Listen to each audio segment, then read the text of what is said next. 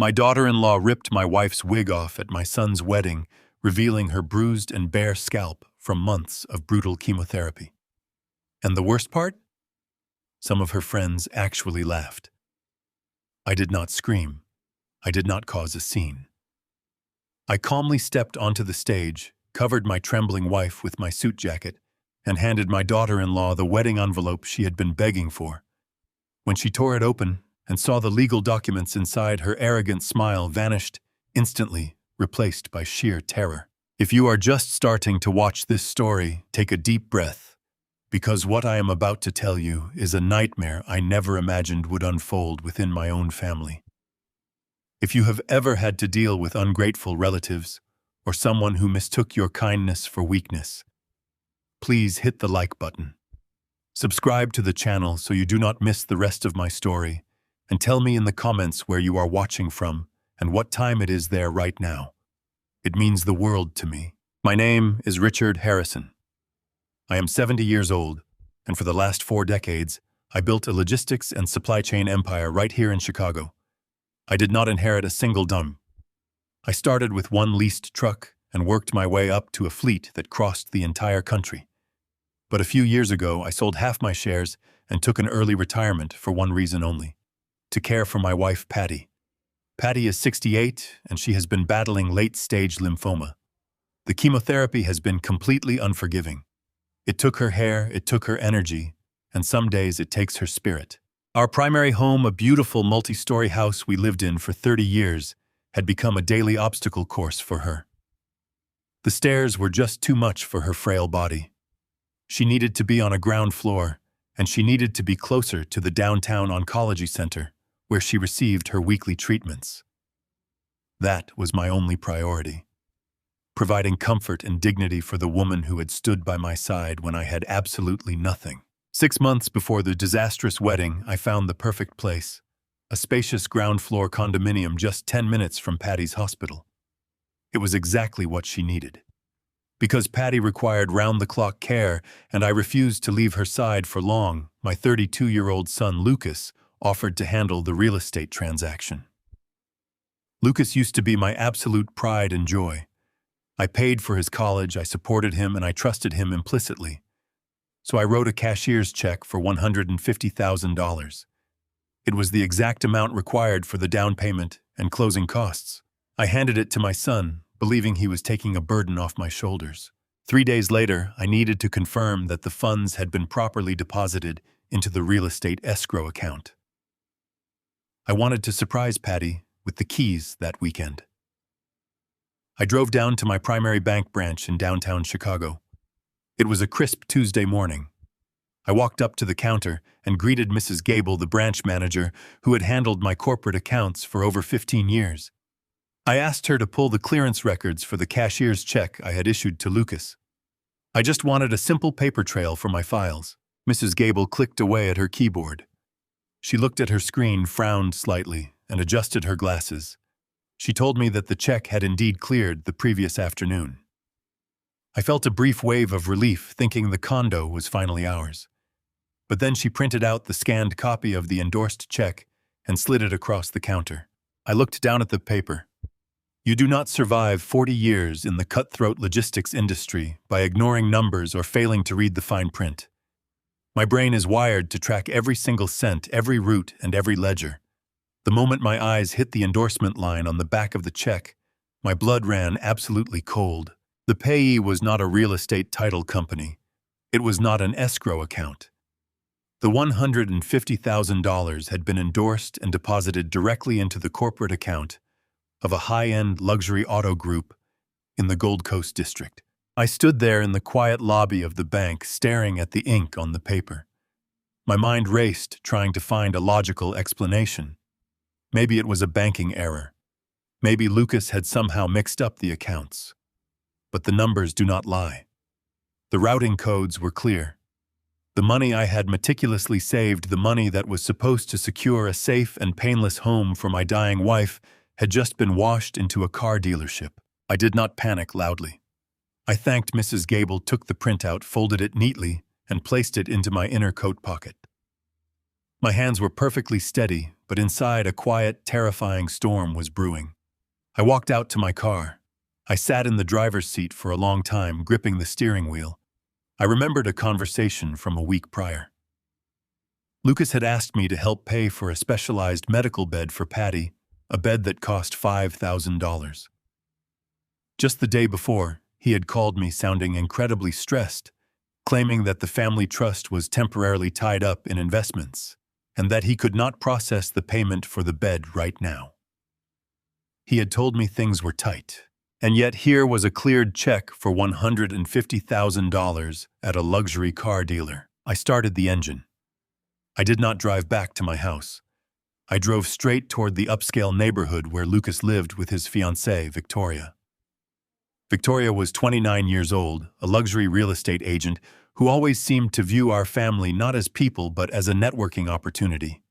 She was deeply materialistic, always talking about optics, branding, and social status. I had always tried to look past her flaws because Lucas claimed he loved her. I wanted my son to be happy. But as I navigated the Chicago traffic, the pieces of a very dark puzzle began to fall into place.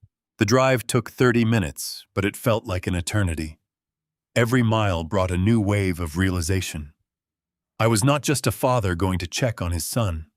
I was an auditor walking into a crime scene. I pulled onto their quiet, tree-lined street. The neighborhood was filled with manicured lawns and expensive homes. As I approached their property, I slowed my car down, pulling over to the curb just a few houses away. I looked through my windshield toward their wide, paved driveway.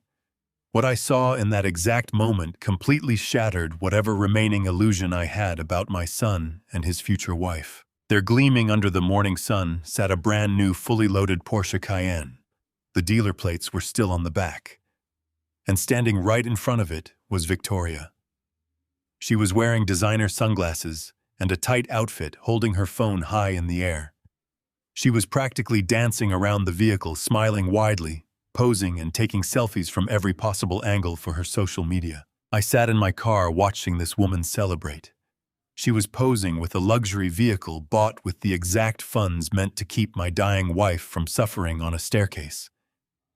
The money meant for Patty's comfort was currently reflecting the sun off a German luxury SUV. Victoria was laughing, completely oblivious to the fact that I was watching her. She had no idea that the quiet, retired old man she always dismissed was sitting just 100 feet away, holding the bank statement that exposed her greed.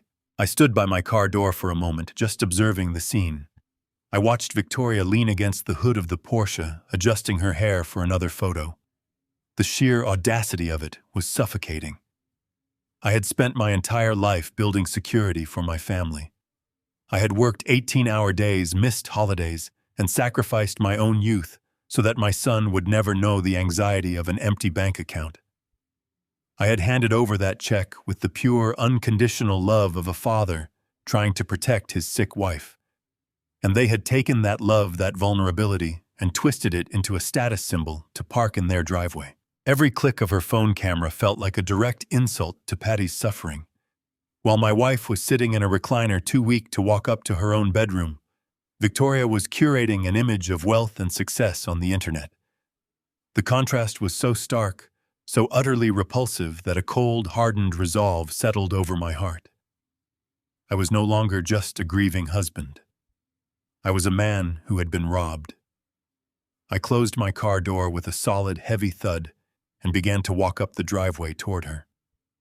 I did not know exactly what lie they were going to tell me, but I knew one thing for certain. I was going to let them dig their own grave. I walked up the smooth, gray concrete of their driveway. The morning air was crisp, but my chest burned with a heat I had not felt in decades. My footsteps were slow and deliberate. Victoria was too absorbed in finding the perfect angle for her photos to notice me. She leaned against the polished hood of the Porsche, tilting her head and flashing a brilliant, empty smile at her phone screen. It was Lucas who saw me first. He stepped out of the 3-car garage, wiping his hands on a pristine white towel. He was wearing a casual weekend outfit that probably cost more than my first truck. He had a relaxed, arrogant smile on his face, but that smile vanished the absolute second his eyes locked onto mine. His posture stiffened. The towel in his hands suddenly stopped moving. I did not rush. I did not yell. In 40 years of running a logistics empire dealing with corrupt vendors and striking dock workers, I learned one universal truth. A quiet, controlled presence is far more terrifying than a man who screams. I stopped a few feet away from him.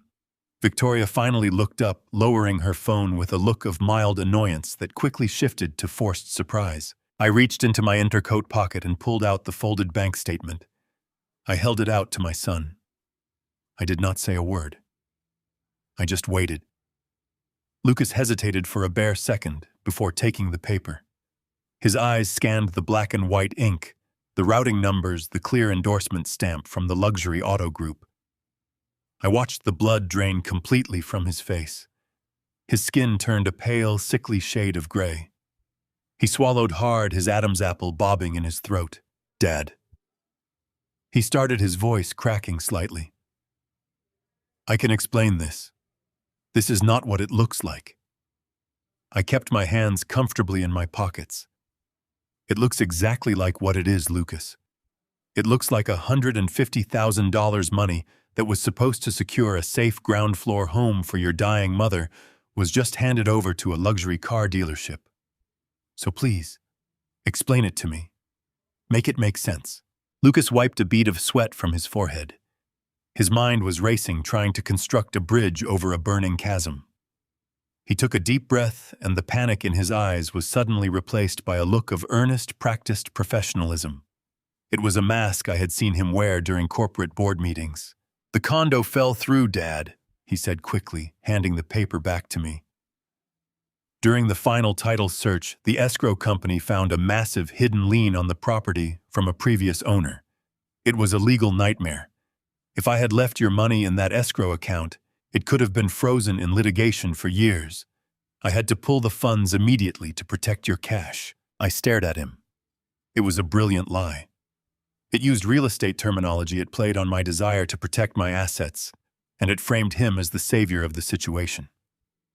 But a lien does not force a buyer to endorse a cashier's check to a Porsche dealership. I waited for him to finish the bridge. I had the cash in hand. Lucas continued, his voice gaining confidence. And right at that moment, Victoria got the call. She landed the executive director position at the Sterling brokerage downtown.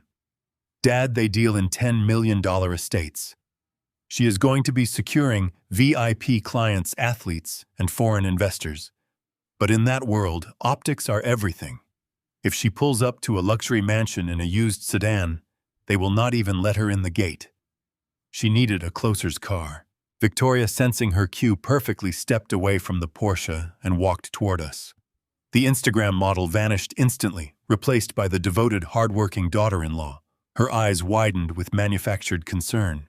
She quickly wiped a non-existent tear from her cheek.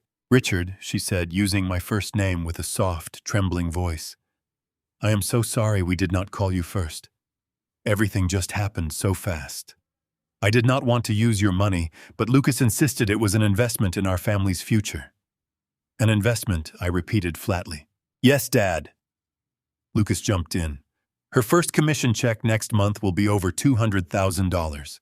I am going to return your entire $150,000 plus 10% interest. And then we will find a much better condo for Mom. One with a private garden, I promise you. We just needed to leverage the cash for 30 days to launch her new career."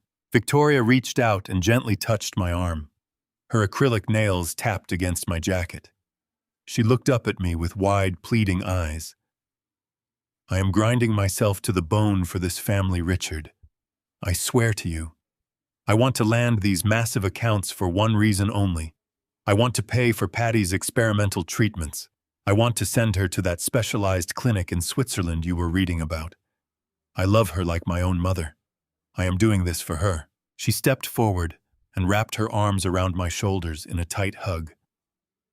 As she pressed against me, the heavy scent of her expensive perfume filled my nose, mixing with the smell of fresh tire wax from the SUV behind her. Then, as if remembering a prop in a stage play, she pulled away and gestured to a canvas tote bag resting on the hood of the car. Oh, I almost forgot. I woke up at 5 this morning to make this. She reached into the bag and pulled out a large stainless steel thermos. It is a homemade herbal soup. My grandmother used to make it for people who were weak. It is packed with natural antioxidants. I was just about to drive to the hospital to drop it off for Patty. Please take it to her. Tell her I am praying for her every single hour. I took the heavy thermos from her hands. The metal was warm. I looked at the thermos, then at the shiny new Porsche, and finally at my son. Lucas was standing tall now, looking at me with the absolute confidence of a man who believed he had just successfully conned an old fool. In my mind, 1,000 alarms were ringing. I knew that pulling funds from an escrow account requires signing a release form, which I had not done. I knew that luxury cars lose 20% of their value the second they are driven off the lot, making them the worst possible liquid investment. I knew they were lying through their teeth. But if I exploded right there, if I demanded my money back and threatened legal action, they would just secure a bank loan against the car, pay me back, and I would never truly know the depth of their deception. I needed to see exactly how far they were willing to go. I needed them to feel completely safe. I softened the muscles in my face.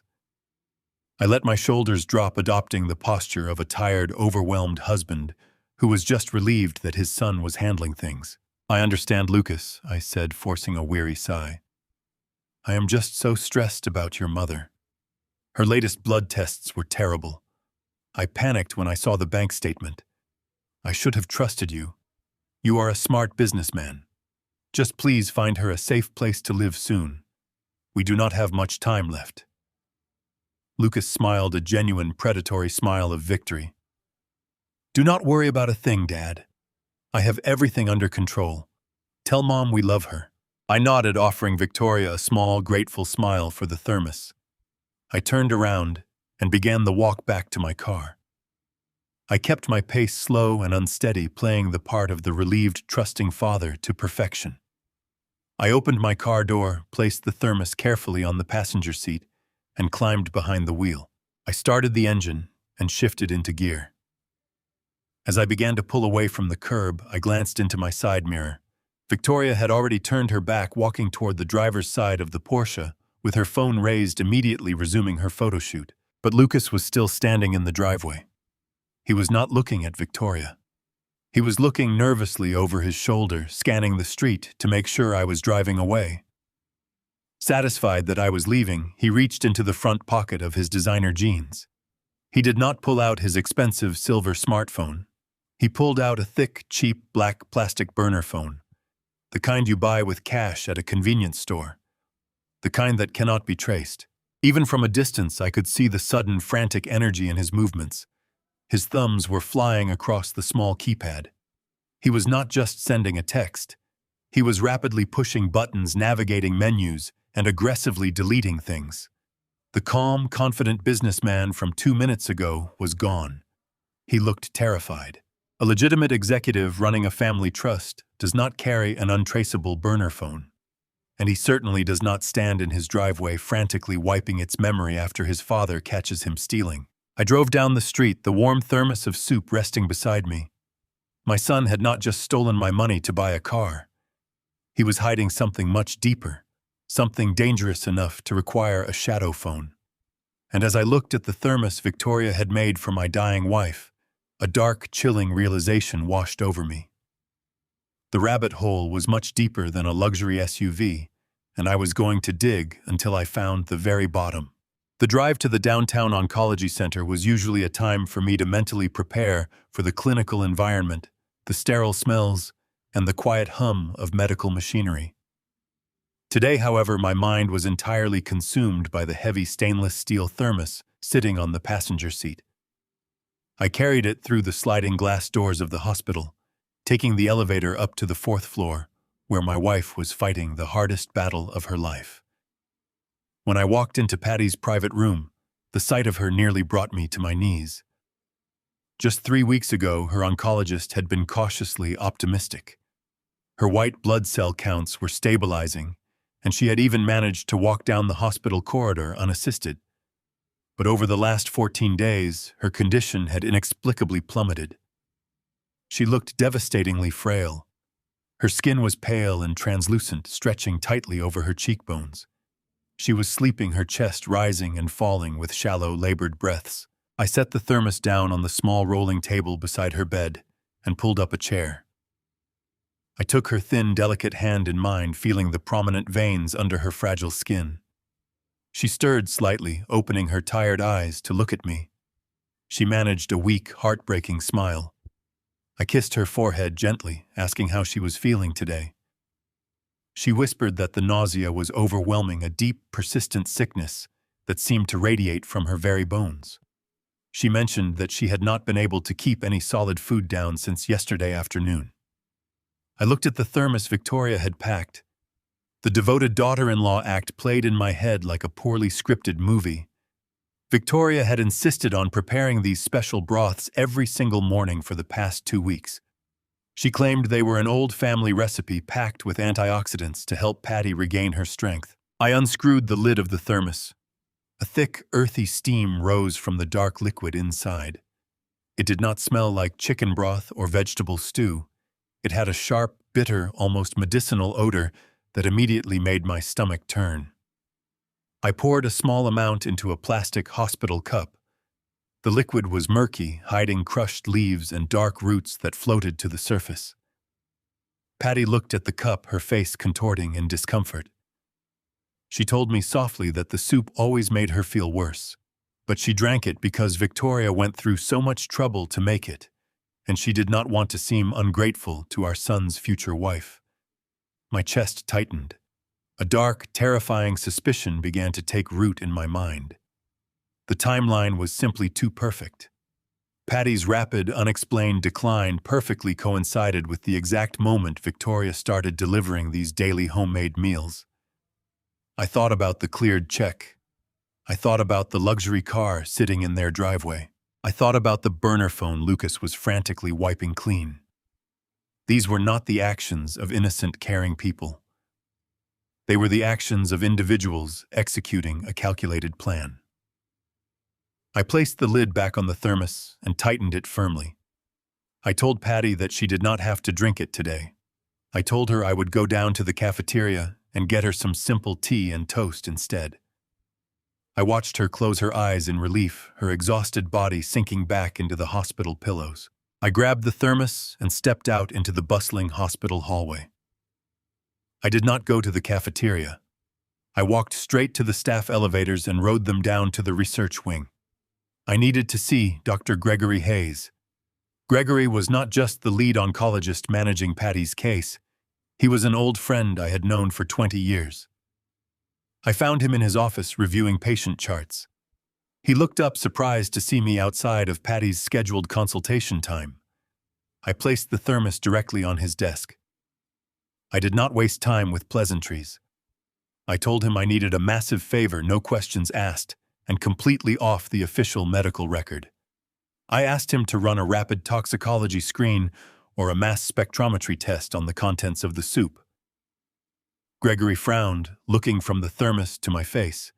He asked if I had a reason to suspect food poisoning or contamination.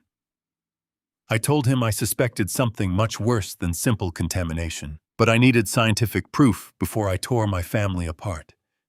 Because Gregory knew my character, because he knew I was not a man prone to paranoia or irrational panic, he agreed. He took the thermos and walked it down to the pathology lab. I paced the sterile hallway for what felt like an eternity. Every minute dragged on, filled with agonizing thoughts of my wife suffering in her bed. I thought about Lucas, the son I had raised to be an honest man, standing in his driveway, deleting evidence. I thought about Victoria smiling for a camera while clutching the money meant to save my wife. The anger inside me was evolving into something much more dangerous. It was turning into a cold, absolute focus. 45 minutes later, Gregory walked out of the laboratory doors. His face was completely drained of color. He did not invite me back into his office. He pulled me into a quiet, secluded corner of the hallway, away from the passing nurses and orderlies. He handed me a printed lab report, his hands trembling slightly. He looked me dead in the eye and asked exactly who had been feeding this to Patty. I told him it was Victoria, my son's future bride. Gregory lowered his voice to a grave, urgent whisper. He explained that the broth was not a simple vegetable soup. It was highly concentrated with a massive dose of a specific botanical extract called St. John's wort. He explained the pharmacokinetics to me in rapid, terrifying detail. St. John's wort is a powerful enzyme inducer in the liver. When taken in large, concentrated quantities, it forces the liver to rapidly metabolize and flush out complex medications. It was completely neutralizing Patty's chemotherapy. The life-saving drugs were being destroyed in her bloodstream before they could even reach the lymphoma cells. It was actively accelerating the cancer's spread while making her violently ill. The hallway seemed to tilt beneath my feet. The buzzing fluorescent lights above me faded into a dull, distant hum. This was not a tragic medical mistake. This was not a case of negligent alternative medicine. This was intentional, calculated sabotage. Victoria knew exactly what she was brewing. She was deliberately poisoning my wife to speed up her death. She wanted Patty gone before the wedding, removing the only emotional anchor holding my finances together. She wanted the estate, the trusts, and the money, and she was willing to commit murder to get it. I was no longer dealing with a greedy, materialistic child. I was dealing with a ruthless, cold-blooded monster hiding behind a perfect smile. And now, I was going to destroy her. I would never let her win this brutal war. I walked back into Patty's hospital room with a cup of pale, lukewarm chamomile tea. She was still resting, her breathing shallow but steady. I set the tea gently on her bedside table. Then I picked up the heavy stainless steel thermos. I carried it into her private bathroom and poured the dark, toxic broth directly down the sink. I watched the murky liquid swirl and vanish, taking with it the physical evidence of my daughter-in-law's monstrous intentions. I rinsed the thermos thoroughly with scalding hot water, leaving absolutely no trace of the poison inside. I could have screamed. I could have stormed out of that hospital, driven straight to Victoria's real estate firm, and dragged her out by her hair. But rage is a luxury a man in my position simply cannot afford. Rage makes you sloppy. Rage makes you predictable. And I needed to be entirely unpredictable. Leaving the clean thermos on the counter, I walked out to the nurse's station. I asked to speak directly with the hospital administrator. I did not give them the full story, as a formal investigation would alert Victoria before I was ready. Instead, I used the one language every private hospital understands perfectly. I pulled out my checkbook. I hired 3 private, thoroughly vetted, registered nurses to stand guard over my wife on rotating 8-hour shifts. I issued a strict zero-tolerance directive. No outside food or beverages were to be given to Patty under any circumstances. Furthermore, Victoria was absolutely forbidden from entering the room unless I was physically present. The hospital staff agreed immediately. My wife was finally secure. With Patty protected, I walked out of the hospital and got back into my car. I checked the gold watch on my wrist. It was exactly 2 o'clock in the afternoon. I knew Lucas and Victoria's schedule perfectly because Victoria had complained endlessly about it on social media. They were currently across town at an exclusive catering company in the West Loop, spending 3 hours tasting truffle-infused appetizers and imported champagne for their lavish wedding reception. They would be thoroughly distracted and completely unreachable. I drove directly to their upscale neighborhood. The streets were quiet, bathed in the soft afternoon sunlight. I parked my car 2 blocks away to avoid drawing any attention from their nosy neighbors. I walked down the sidewalk with a calm, measured pace. When I reached their front door, I reached into my pocket and pulled out the emergency spare key Lucas had given me months ago. He had handed it to me with a grand speech about how his home was always my home. It was a hollow gesture, but today it was my greatest advantage. The lock turned with a smooth, quiet click. I stepped inside and gently closed the solid oak door behind me. The house was immaculate, silent, and smelling faintly of expensive vanilla diffusers. I did not linger in the foyer or the custom kitchen I had paid for. I moved purposefully down the hallway and pushed open the double doors leading into my son's private home office. The room was a monument to unearned arrogance. A massive mahogany desk dominated the center of the space, surrounded by leather chairs and shelves filled with unread business books. I stepped behind the desk and began my search. I was looking for the cheap black plastic burner phone I had seen Lucas frantically wiping in the driveway. A man hiding a secondary phone does not carry it into a high-profile wedding tasting with his demanding fiancée. He leaves it somewhere safe, somewhere he assumes no one will ever look. I started with the obvious hiding spots. I opened the desk drawers one by one, sifting through neatly organized files, luxury pens, and blank stationery. I found nothing.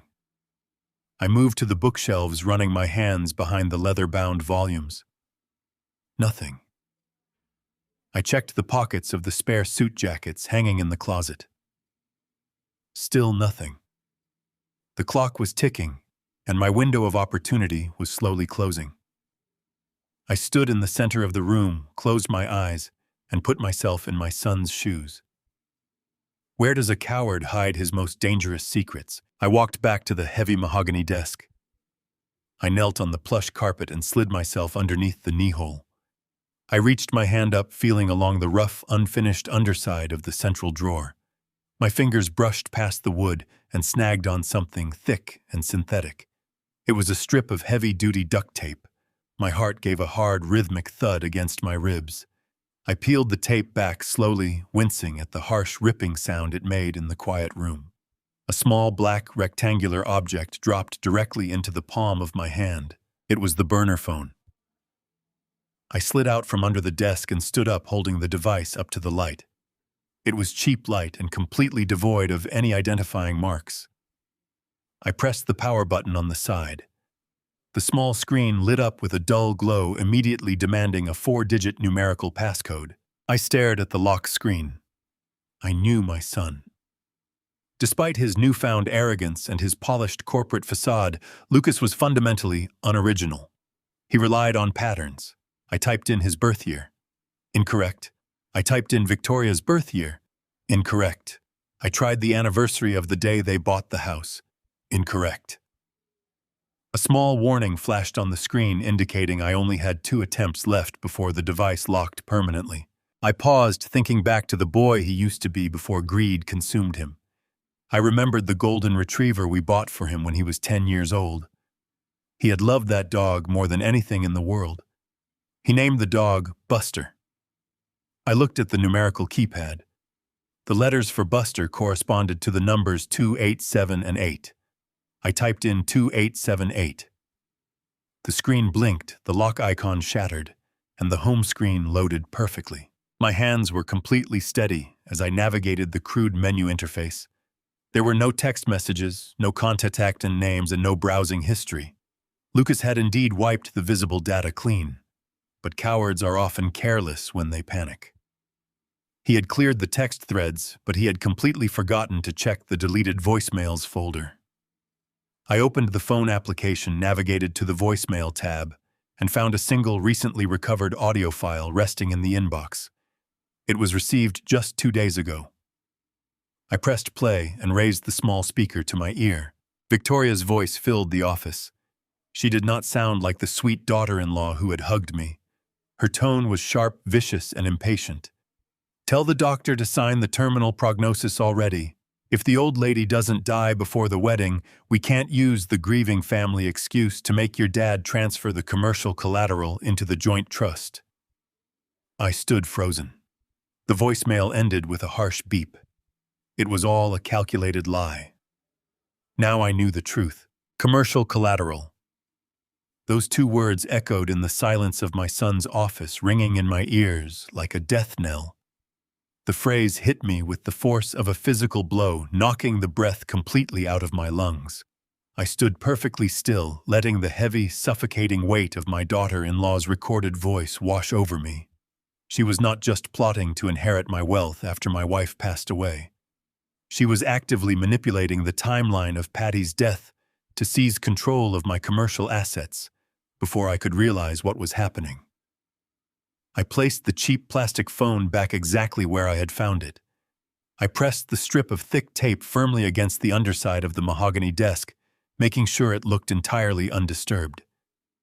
I smoothed out the fibers of the carpet where I had knelt, erasing every trace of my presence. I walked out of the office, stepping softly down the hallway, and slipped out the front door. The afternoon air was still warm, but I felt a freezing chill settling deep into my bones. I walked back to my car, got behind the wheel, and sat in the heavy silence. Commercial collateral. I turned the ignition, gripping the leather steering wheel so tightly my knuckles turned entirely white. I did not drive back to the hospital. I navigated my car toward the towering steel and glass skyscrapers of downtown Chicago. I needed to see Thomas Gallagher. Thomas was my corporate attorney, a ruthless, brilliant legal mind who had protected my business interests for over 3 decades. He was not a man who dealt in emotions or family drama. He dealt in facts, contracts, and cold legal warfare. The drive took less than 40 minutes, but my mind raced through 1,000 different scenarios. I pulled into the underground parking garage of his firm, bypassed the main reception desk entirely, and walked straight into his corner office. Thomas looked up from a stack of legal briefs, his sharp blue eyes instantly registering the grim expression on my face. He put his pen down and asked me what was wrong. I closed his heavy wooden door, shutting out the noise of his busy firm. I sat down in the leather chair across from his desk. I told him I needed him to pull the county property records for my retirement assets immediately. I told him I suspected my son and his future wife were maneuvering to steal my properties. Thomas did not waste time asking unnecessary questions. He turned his attention to his dual computer monitors and immediately logged into the secure county real estate database. To understand the gravity of my panic, you have to understand what my commercial collateral actually meant. Over 30 years ago, long before the logistics industry shifted to modern distribution centers, I purchased a massive rundown commercial warehouse district in the industrial sector of Chicago. I bought the land for almost nothing, spent a decade renovating the structures, and turned them into premium leasing spaces for high-end corporate tenants. Those warehouses were my absolute masterpiece. They were the crowning achievement of my life's work. More importantly, they were the financial bedrock of my retirement. They generated a steady, untouchable stream of passive income that ensured Patty would always have access to the best private medical care in the world, no matter how long her battle with cancer lasted. I had purposely placed those commercial properties into an ironclad trust specifically structured so that they could not be sold, leveraged, or mortgaged without my direct in-person authorization.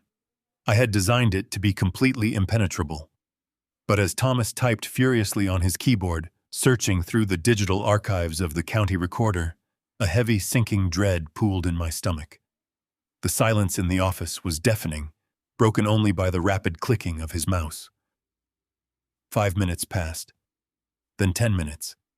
I watched his face closely. Thomas was a man who rarely showed any emotion. He had defended multi-million-dollar lawsuits with a completely blank expression. But as he opened a specific digital file on his screen, his jaw tightened. The color slowly drained from his cheeks. He stopped typing. He leaned closer to the monitor, reading the document line by line, as if he could not quite believe what his own eyes were seeing. He let out a long, heavy breath and took off his glasses. He looked across the desk at me, his expression grave and deeply troubled.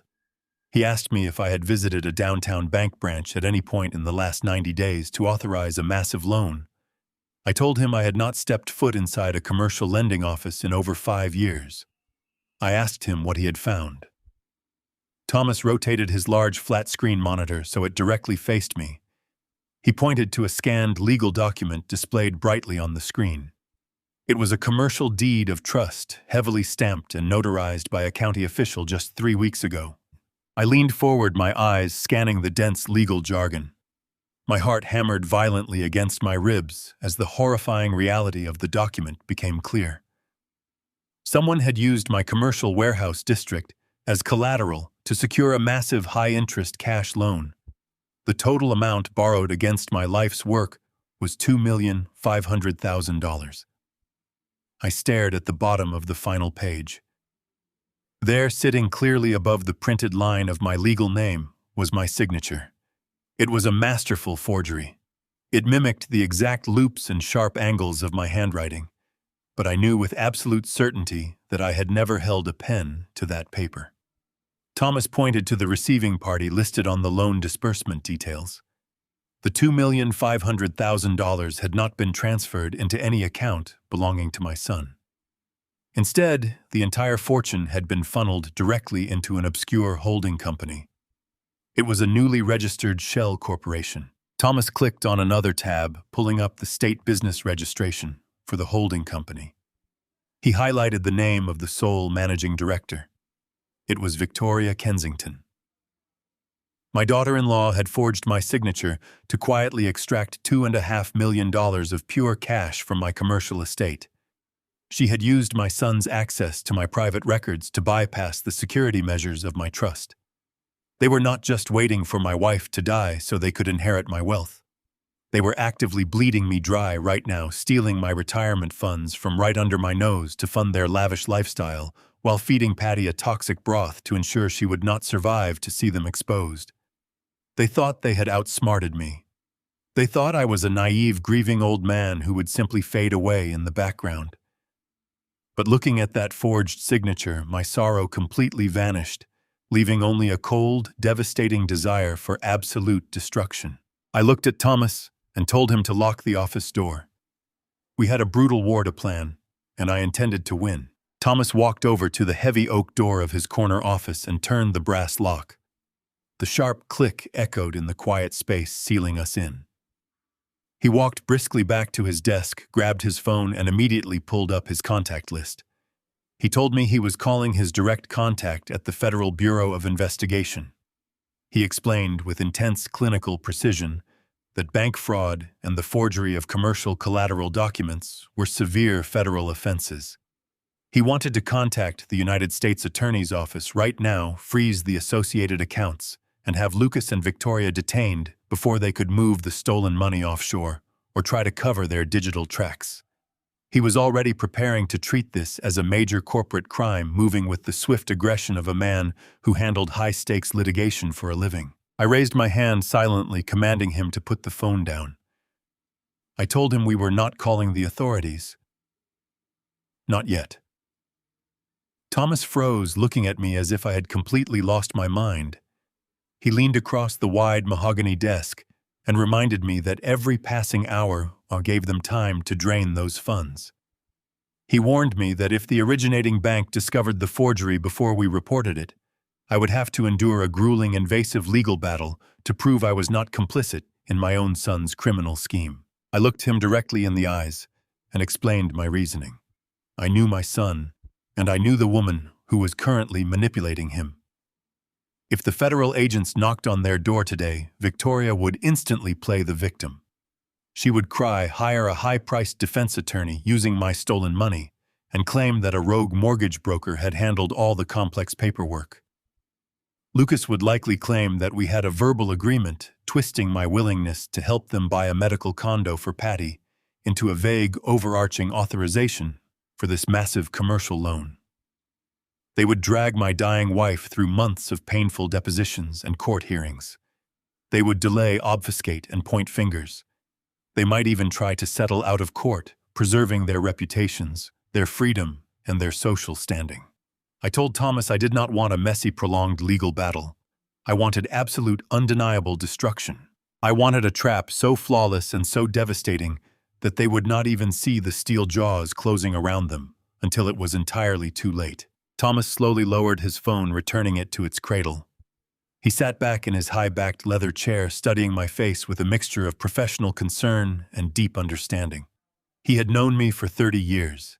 He had watched me build my logistics empire, and he recognized the cold, flat tone in my voice. It was the exact same tone I used when I ruthlessly dismantled my biggest corporate competitors. He steepled his fingers and asked me exactly what I wanted to do. I told him I wanted to become their absolute worst nightmare. I asked him how we could legally take complete control of their financial throats, bypassing the slow, merciful grind of the federal justice system. Thomas remained silent for a long time.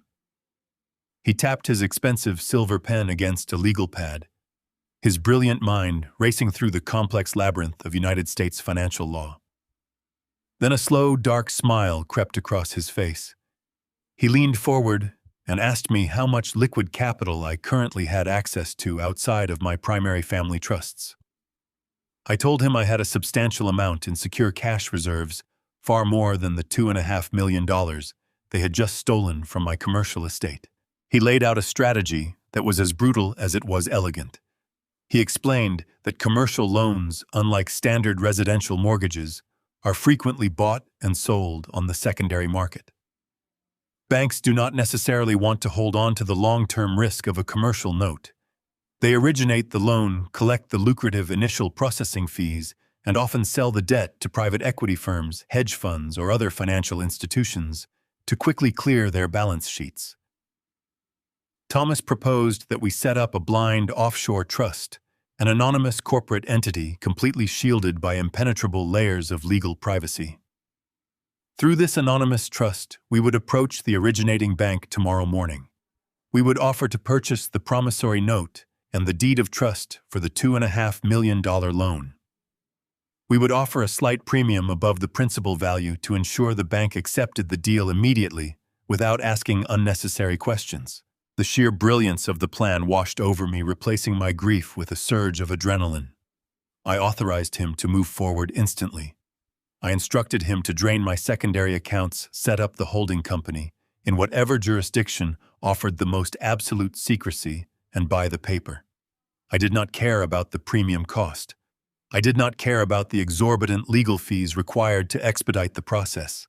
I wanted to own that debt.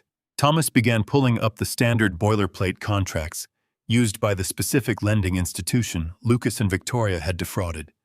He explained the profound danger of commercial borrowing, a danger my arrogant daughter-in-law clearly did not comprehend. Commercial loans are governed by extremely strict, unforgiving covenants. They are designed to ruthlessly protect the lender at all costs. Thomas pointed to a specific paragraph deep within the dense legal text on his monitor. It was the acceleration clause. He explained that under standard commercial loan agreements, if the lender discovers any form of material misrepresentation, fraud, or forgery, in the origination documents, the entire loan is classified as being in immediate incurable default. The lender does not have to wait for missed monthly payments. They do not have to endure a lengthy foreclosure process or issue polite warnings. The acceleration clause allows the creditor to call the entire note due immediately. The full balance, every single cent of the $2.5 million plus penalties and interest must be paid back within 24 hours.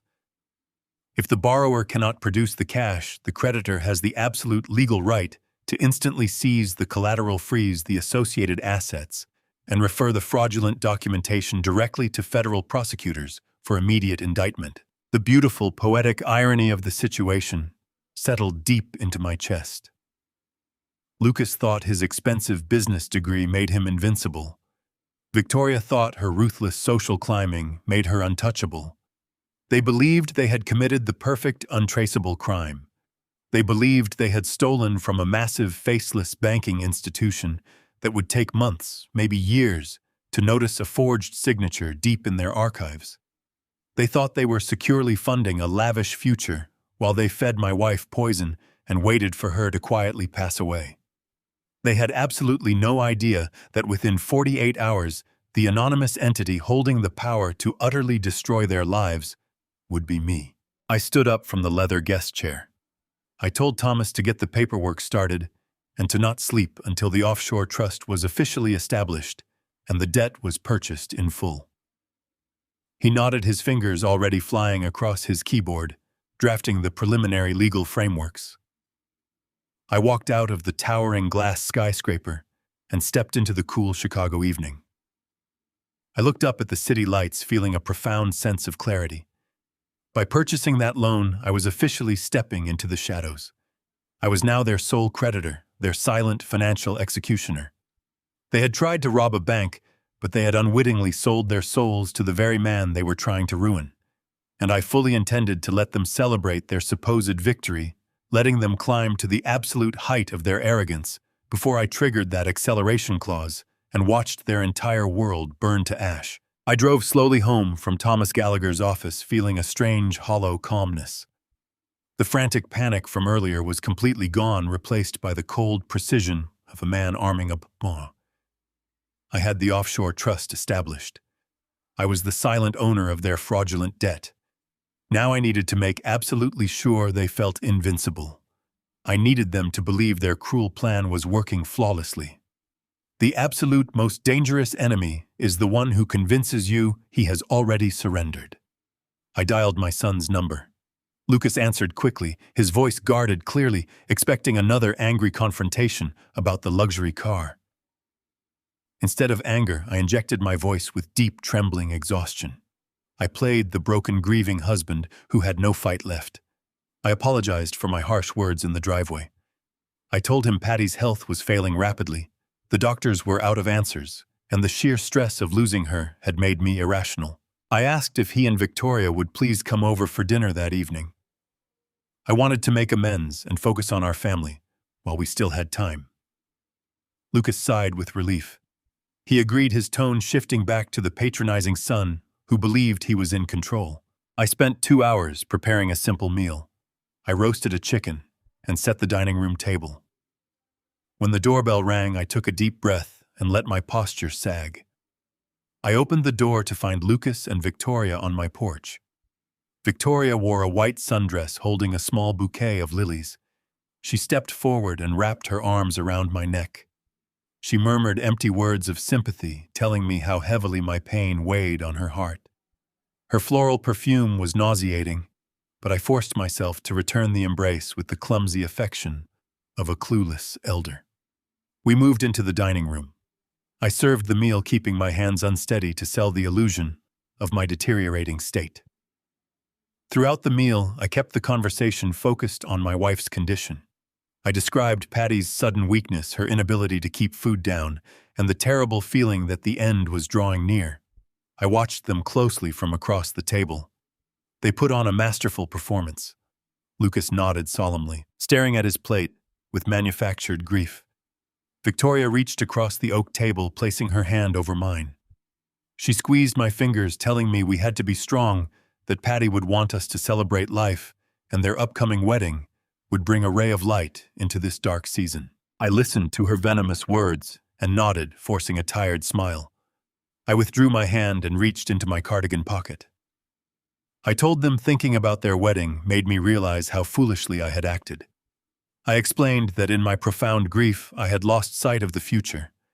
I told Lucas that I understood why he had purchased the luxury vehicle that an executive in Victoria's new high-profile position needed to project success, and that I was wrong to question his financial judgment. I watched the tension completely drain from my son's shoulders. The last lingering shadows of worry vanished from his face, replaced by a glowing, arrogant satisfaction. He actually leaned back in his chair and took a long, triumphant sip of his red wine. I pulled a folded piece of crisp paper from my pocket and smoothed it out on the table. It was a cashier's check, drafted from one of my personal accounts, made out directly to Victoria Kensington. The amount printed clearly on the face of the check was $150,000. I slid the paper across the smooth wooden surface toward my future daughter-in-law. I told her that I wanted to replace the funds Lucas had borrowed. I told her that this money was my official wedding gift to them, a gesture of absolute faith in their new life together. I insisted that she use it to cover the lavish catering, the imported flowers, and every single detail she had dreamed of for her special day. I looked at her with wide, trusting eyes and said that I simply wanted to see my family happy before the darkness took my wife away. Victoria stared at the heavy black ink on the cashier's check. For a fraction of a second, the sweet, concerned mask slipped entirely. Her eyes widened, flashing, with a raw, ravenous hunger that made my stomach turn. It was the look of a predator staring at an exposed throat. She quickly recovered, pressing her hand over her heart and letting out a soft, theatrical gasp of disbelief. She stood up from her chair, rushed around the table, and threw her arms around me.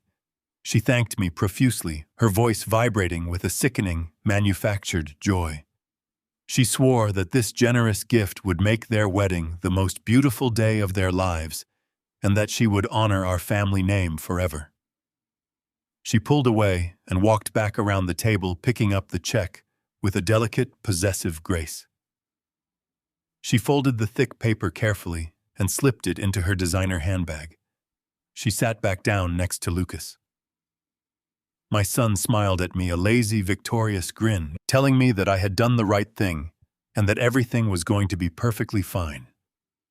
I nodded, keeping my expression perfectly blank, playing the role of the defeated, generous father to the very end. As I stood up from the table to gather the empty dinner plates, I turned my back to them, moving slowly toward the kitchen archway. I kept my footsteps heavy and shuffling, making it seem as though all my energy was gone. I was barely 5 feet away from them, partially obscured by the shadows of the hallway, when Victoria leaned to her left. She tilted her head close to my son's shoulder. She believed I was out of earshot. She believed I was too consumed by my own manufactured sorrow to pay any attention to the world around me.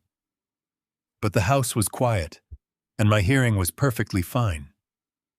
Her voice dropped to a sharp, venomous whisper, barely louder than a breath, but every single syllable cut through the silence of the dining room with absolute clarity. She smirked, a triumphant, greedy expression twisting her features. I told you the old fool was too distracted to notice the warehouse. I stopped walking.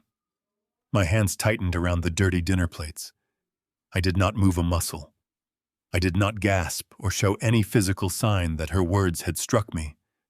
I stood there in the shadows, letting the absolute, undeniable confirmation of their treachery wash over me. She had just confessed. She had just handed me the final damning piece of the puzzle. I took a deep, silent breath, feeling a cold, dark satisfaction spreading through my chest. They thought they had won. They thought I was blind, broken, and beaten. But the trap was fully set, the steel jaws were wide open, and they had just gleefully stepped right onto the trigger. 3 weeks remained until the wedding. Against all medical advice and my own desperate pleas, Victoria insisted that Patty absolutely had to attend her final bridal fitting. She framed it as a beautiful gesture, a way to honor her future mother-in-law, claiming that having Patty there would make the day complete. It was a beautiful lie, perfectly designed to make Victoria look like an angel to her friends. Patty, despite her profound exhaustion and the nausea that still clung to her every morning, agreed. She wanted to preserve the peace. She wanted to see her son happy. Her hair had completely fallen out during the second round of intensive chemotherapy, so she spent an hour that morning carefully arranging a beautiful chestnut wig on her head. She applied a light touch of blush to her pale cheeks, trying her hardest to look healthy, to look normal for a celebration that she was barely strong enough to attend.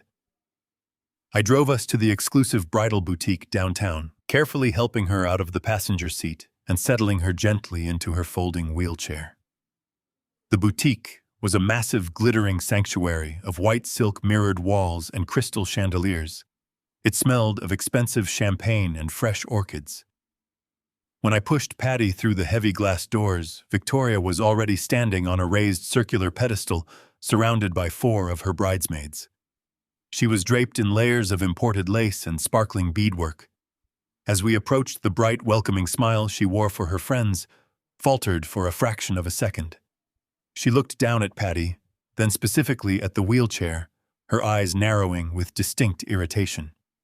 She immediately gestured to one of the boutique assistants, loudly whispering that the bulky metal chair was completely ruining the aesthetic of the viewing area and blocking the natural lighting for the photographer she had hired to document the fitting. She forced me to wheel Patty into a cramped, dim corner next to a rack of heavy velvet curtains, effectively pushing my wife out of the way, like an inconvenient piece of luggage. Patty kept her hands folded neatly in her lap, her eyes fixed on the floor, pretending she had not heard a single word.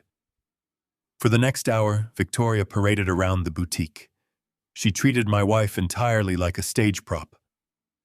Whenever the photographer needed a touching family moment, Victoria would suddenly rush over to the dark corner, crouch down beside the wheelchair, and flash a brilliant, teary-eyed smile, resting her chin delicately against the frail shoulder of Patty. The absolute second the camera shutter clicked, the smile vanished. Victoria would instantly stand up, dust off her dress, and walk away without saying a single comforting word to the woman fighting for her life. Lucas arrived halfway through the appointment. He walked in carrying a tray of iced coffees for the bridesmaids, completely ignoring his mother as he handed the drinks out. He stood near the pedestal, admiring his future bride, soaking in the attention and the luxury that was entirely funded by my stolen money. The final blow came when Victoria stepped off the pedestal to examine her veil in a full-length mirror. Patty, attempting to participate in the moment, offered a quiet, genuine compliment about how beautifully the lace framed the face of Victoria. Victoria turned around, her expression hardening into a look of absolute disgust. She did not say thank you. Instead, she let out a sharp, dramatic sigh and crossed her arms. She looked directly at the chestnut wig, raising her voice so that every single bridesmaid and boutique employee in the room could hear her perfectly. She stated that the dark hair color clashed terribly with the pastel theme of the wedding photos. She complained that the wig looked incredibly cheap and synthetic, adding that having such a depressing, sickly-looking accessory in the background of her pristine bridal portraits was going to completely ruin the visual balance she had worked so hard to create. A heavy, suffocating silence fell over the room. The bridesmaids exchanged knowing glances, a few of them hiding small, cruel snickers behind their champagne glasses. Patty physically shrank back into her wheelchair. She reached up with a trembling, paper-thin hand and pulled the edges of her cardigan tighter around her chest, trying to make herself as small and invisible as possible. A single tear escaped her eye, tracking a slow path down her pale cheek. She did not say a word in her own defense. She simply lowered her head, accepting the brutal humiliation to keep the peace for her son. I stood roughly 10 feet away, leaning casually against a display table. 2 weeks ago, I would have thrown the table across the room. I would have shattered the mirrors, dragged my son by his collar, and screamed until my voice gave out. But today, I did not rage. I did not move. I kept my face perfectly slack, adopting the vacant, exhausted stare of a man who was simply too old and too tired to intervene. But my hands were not resting idly. Inside the deep pocket of my coat, my fingers were curled tightly around my smartphone. The camera lens was positioned perfectly through a small gap in the fabric, and the voice recorder was active. I was capturing every single second of the cruelty. I was documenting every vicious word, every sneer, and every tear my wife shed. But the true revelation of that afternoon was not the narcissism. It was Lucas. I shifted my gaze away from my weeping wife and looked directly at my son. Lucas had heard every word his bride had just said. He had seen his mother shrink in absolute shame. He saw the tears falling down her fragile face. For one brief, fleeting second, I saw a flicker of discomfort cross his features. He knew it was wrong. He knew it was monstrous. But instead of stepping forward, instead of defending the woman who had given him life, who had stayed up with him through childhood fevers and sacrificed her own dreams to build his future, Lucas simply turned his head. He looked away, staring blankly at a rack of silk gowns, choosing the comfort of his stolen wealth and his cruel bride over the dignity of his dying mother. He made a conscious, deliberate choice to let her suffer. In that precise moment, standing in that bright, fragrant boutique, a profound and permanent shift occurred within me. Any lingering trace of doubt, any desperate, foolish hope that my son was just a misguided victim of manipulation completely evaporated. The invisible thread that connects a father to his child simply snapped. My paternal love died right there on the polished hardwood floor, replaced by a cold, impenetrable void. They were no longer family. They were parasites, and I was going to exterminate them completely and thoroughly, leaving absolutely nothing behind. I was going to take everything they valued, everything they thought they owned, and crush it into dust before their very eyes. They wanted a wedding, and I would give them a nightmare. To wait was essential. To wait was essential. But waiting did not mean sitting idle.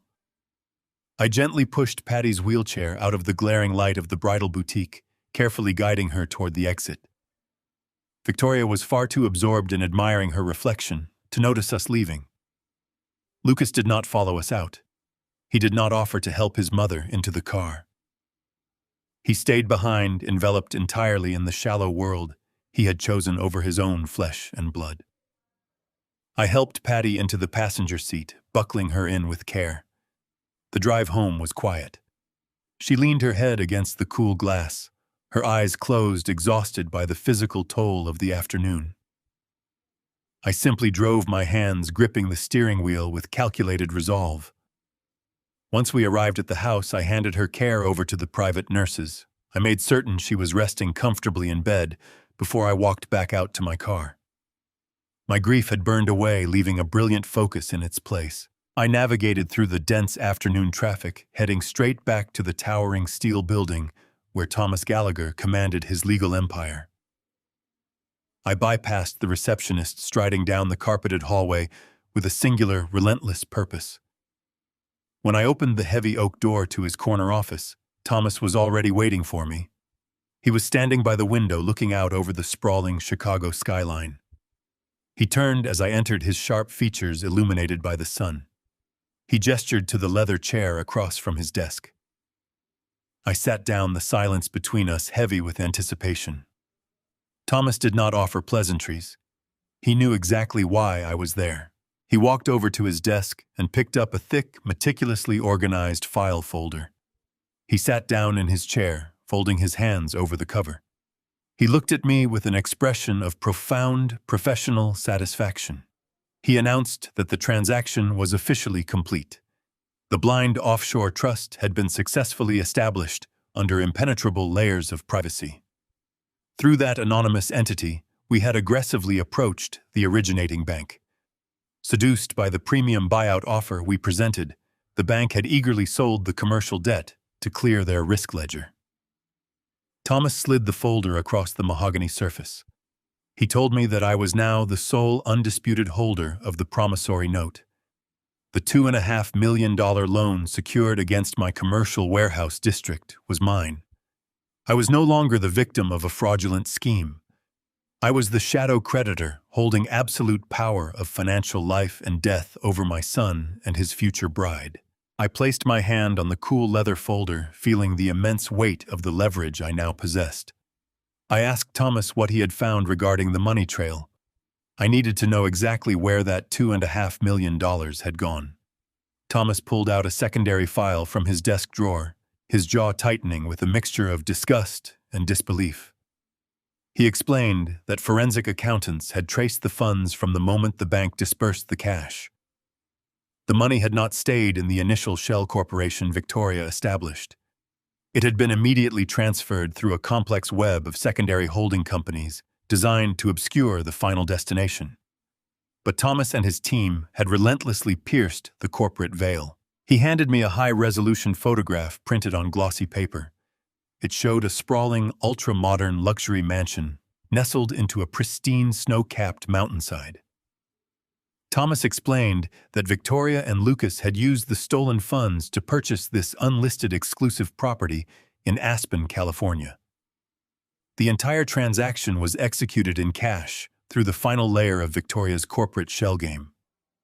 They had bought a spectacular winter retreat, fully furnished with imported Italian leather and custom artwork, while actively complaining about the cost of my wife's medical treatments.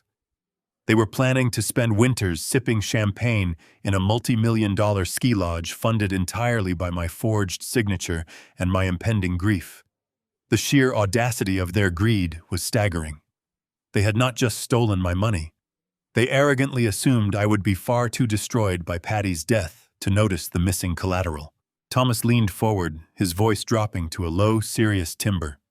He told me that we now possessed everything we needed to utterly obliterate them. He outlined the legal mechanisms with cold, surgical precision. He explained that because the initial commercial loan was obtained using a forged signature on federal bank documents, it constituted severe, undeniable bank fraud. Under the strict legal framework of the promissory note, I controlled any instance of material fraud automatically and irrevocably triggered the acceleration clause. He opened a separate document, a series of legal notices printed on heavy watermarked paper. He pointed to the bold, uncompromising text. By triggering the acceleration clause, the entire $2.5 million debt was instantly due. There would be no grace period. There would be no opportunity to restructure payments or negotiate a settlement. Once the default notices were served, Lucas and Victoria would have exactly 24 hours to produce the full amount in cash. If they failed to deliver the funds to the blind trust by the deadline, I had absolute legal authority to seize the Aspen mansion, freeze every bank account tied to their names, and immediately refer the dossier of forged documents directly to federal authorities for criminal prosecution. They believed they were untouchable. They believed they had committed the perfect crime against a helpless old man. They had no idea that they now owed their stolen millions directly to me, and that their freedom was hanging by a single fraying thread. The plan was completely flawless. It was a perfect, inescapable snare designed to crush their arrogance and strip away every illusion of control they possessed. I looked at the legal documents, visualizing the exact moment their smug, self-satisfied smiles would shatter into pure, unadulterated terror. They treated my dying wife like an ugly inconvenience. They plotted to steal my life's work. They poisoned the woman who gave my son life. And now they were going to pay the ultimate price. Thomas carefully gathered the default notices and the acceleration demands, sliding them into a large manila envelope. He sealed the flap with slow, deliberate precision. He stood up from his leather chair and walked around the massive mahogany desk, stopping directly in front of me.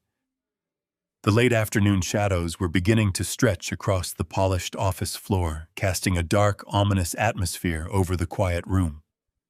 He held the thick envelope out to me, his sharp blue eyes locking onto mine with an unspoken understanding of the total devastation it contained. He asked me a single pivotal question. He asked me exactly when I wanted to serve them with the documents. I stood up and took the heavy envelope from his waiting hands. I looked out the window at the fading city light, feeling a profound, chilling calmness settle deeply into my very soul. I answered him with absolute certainty. When they have the largest audience possible, the next 3 weeks moved like a ticking time bomb. I maintained my facade of the grieving father funding Victoria's endless demands until the eve of the wedding finally arrived. The rehearsal dinner was held at the exclusive Ridgewood Country Club. Walking into the grand dining hall, the sheer scale of their arrogance was on full display. Massive chandeliers cast a golden glow over tables draped in imported silk. Victoria had spared no expense, confident that her newly acquired millions would cover every lavish detail. I pushed Patty into the room in her wheelchair. She looked incredibly frail, her pale hands resting quietly in her lap, but she insisted on being there. She wanted to see her son on the night before his wedding, completely unaware of the monstrous betrayal he had committed. I parked her chair near the head table, ensuring she was comfortable before I took my seat. It did not take long for Victoria to establish her absolute dominance over the evening. Without my perceived financial oversight to keep her in check, she shed the last remnants of her sweet, dutiful facade. I watched quietly from my chair as she terrorized the country club staff. She snapped her manicured fingers at the waiters, berating a young server to tears because the water was supposedly not chilled to the exact right temperature. She complained that the floral centerpieces obstructed sightlines for the videographer, ordering the exhausted staff to rearrange the heavy vases while guests were trying to sit. She moved through the room with the toxic confidence of a queen surveying her conquered kingdom. She was loud, demanding, and utterly insufferable. She treated the staff serving her like absolute garbage, reveling in the power she felt she had finally secured.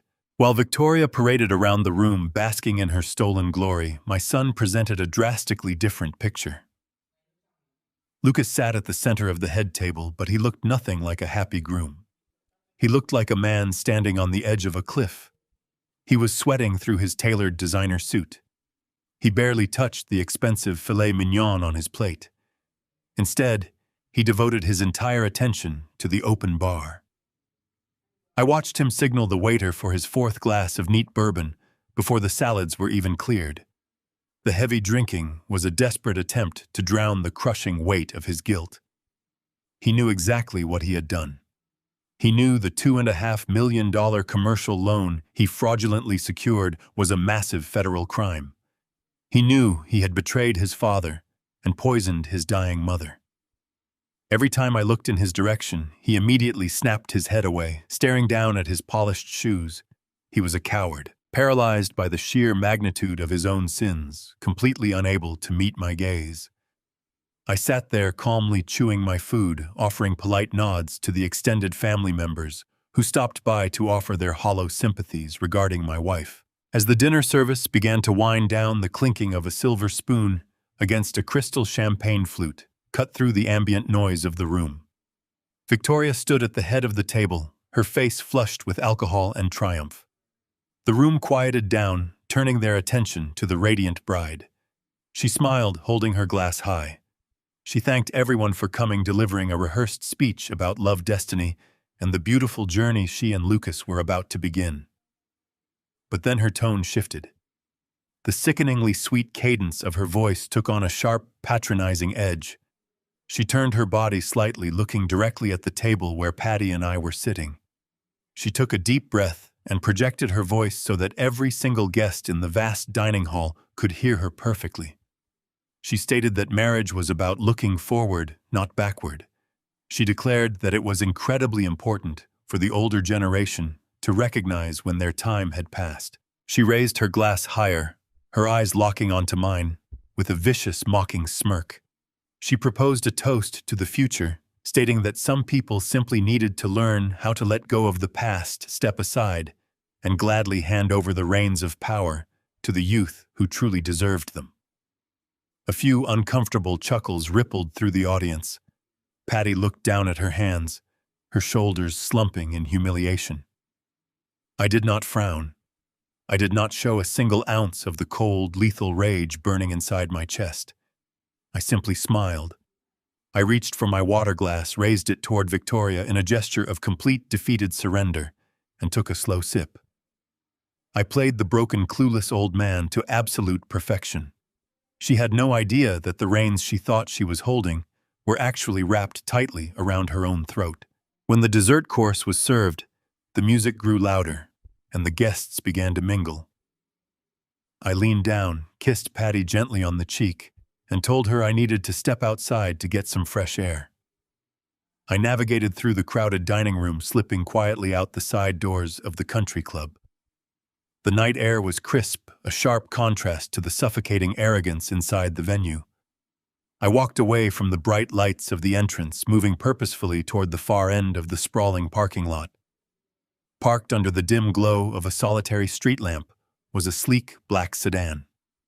The engine was completely off, but the silent silhouette of a man was visible in the driver's seat. As I approached, the window rolled down smoothly. My attorney, Thomas Gallagher, looked at me directly from the darkness of the vehicle. His face was entirely devoid of emotion, operating with the clinical detachment of a military commander on the eve of a major offensive. I rested my hands on the edge of the car door and asked him for the final status report. Thomas did not waste a single syllable. He confirmed that the commercial default notices had been fully notarized and the acceleration clause was officially active. He then reached into the passenger seat and held up a thick manila folder. He told me that he had just concluded a private, secure meeting with his direct contacts at the Federal Bureau of Investigation. The Financial Crimes Unit had reviewed the forged collateral documents and the shell company transfers. The federal agents were fully briefed. Their warrants were signed by a federal judge, and they were officially on standby. Thomas looked me dead in the eye, his voice low and unwavering over the distant sound of the country club music. He stated that the federal authorities were simply waiting for my signal tomorrow afternoon. Everything was in place. The trap was locked.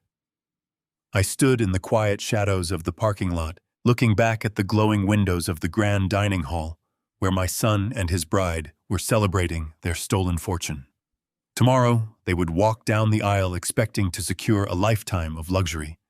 Instead, they would be walking directly into a federal penitentiary.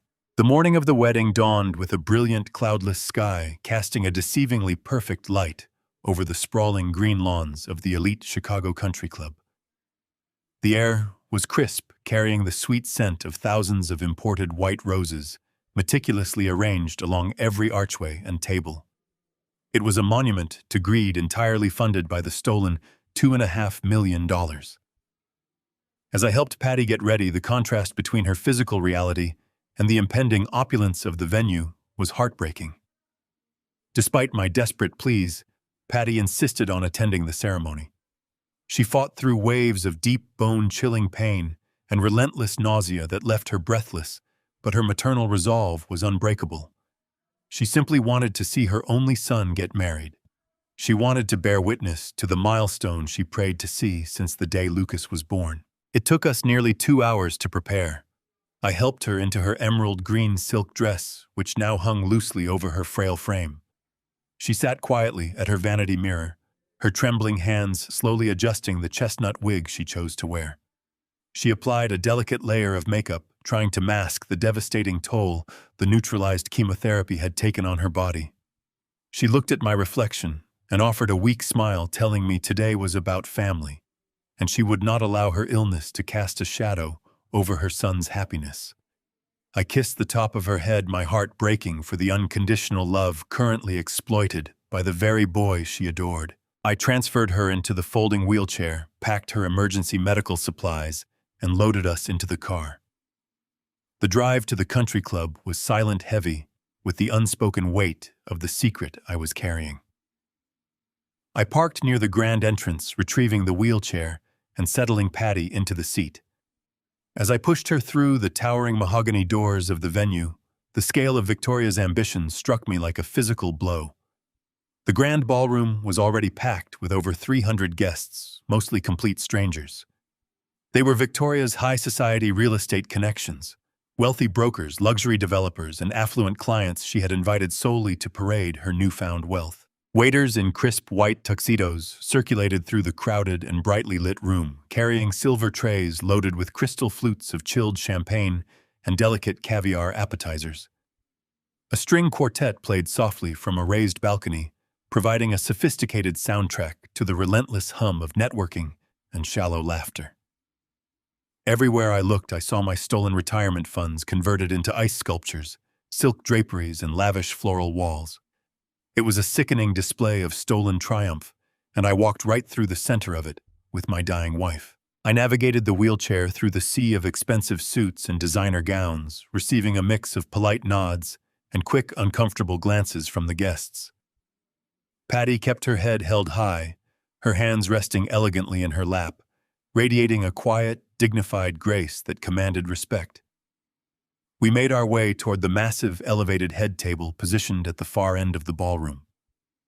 The table was draped in shimmering silver linen, overflowing with cascading white orchids that framed the plush, high-backed chairs reserved for the bridal party.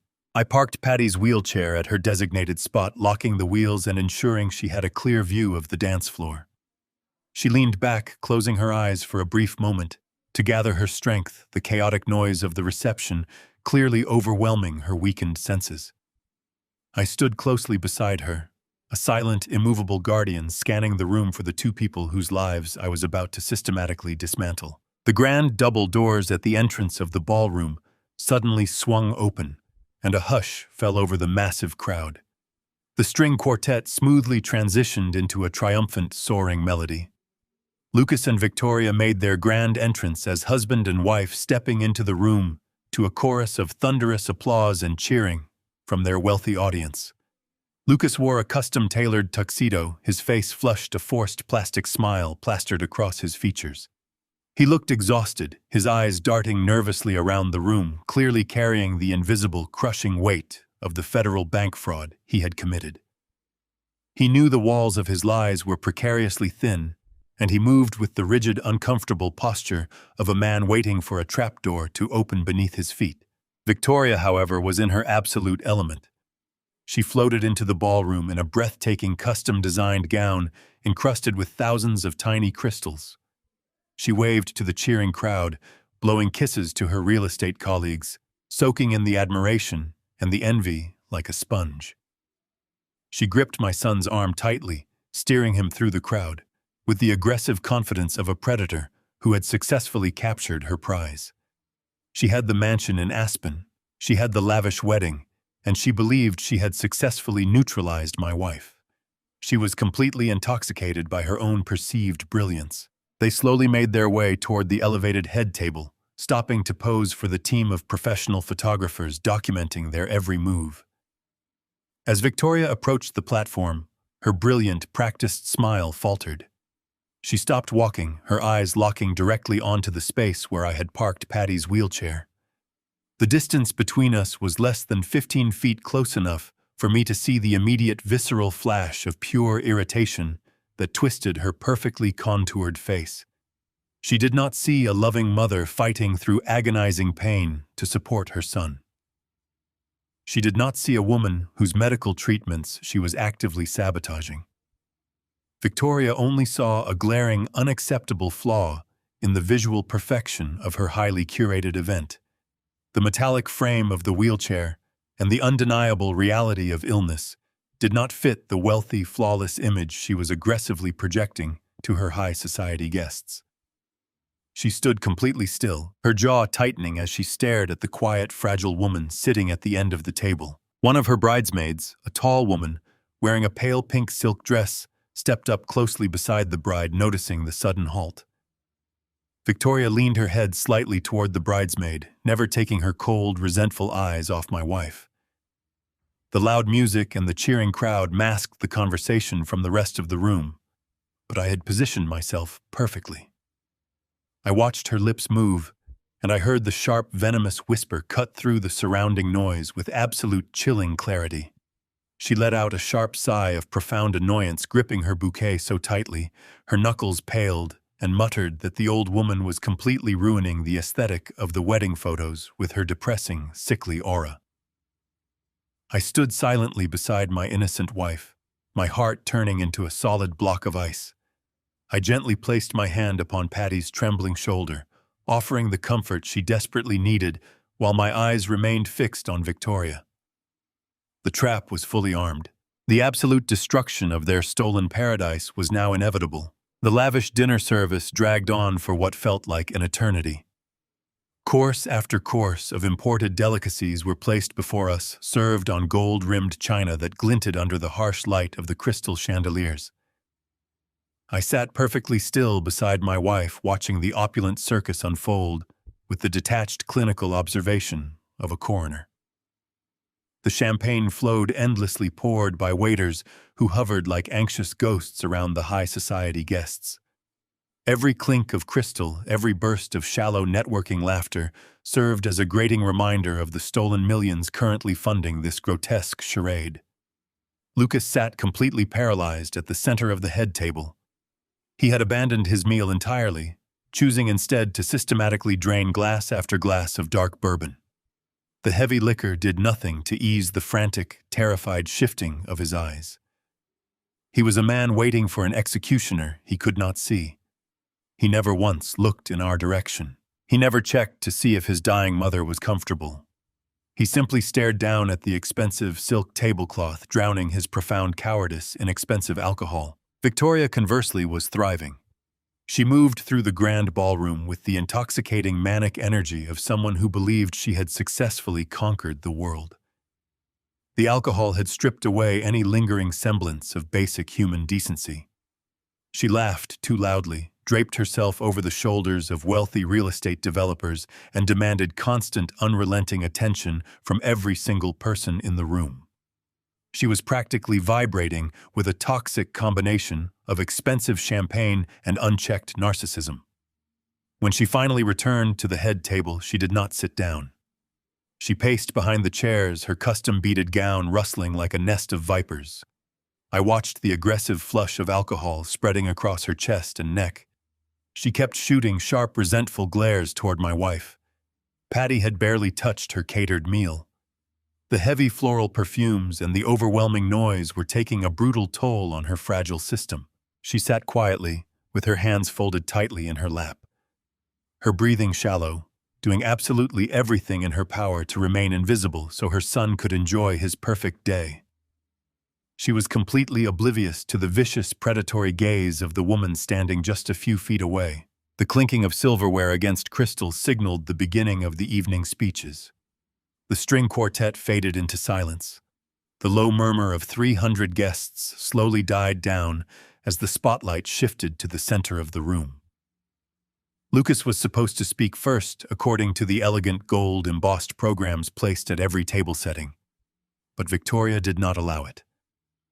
Before my son could even attempt to stand up, she snatched the silver microphone directly from the master of ceremonies. She tapped the heavy metallic grill twice, the sharp, echoing thuds slicing through the quiet ballroom.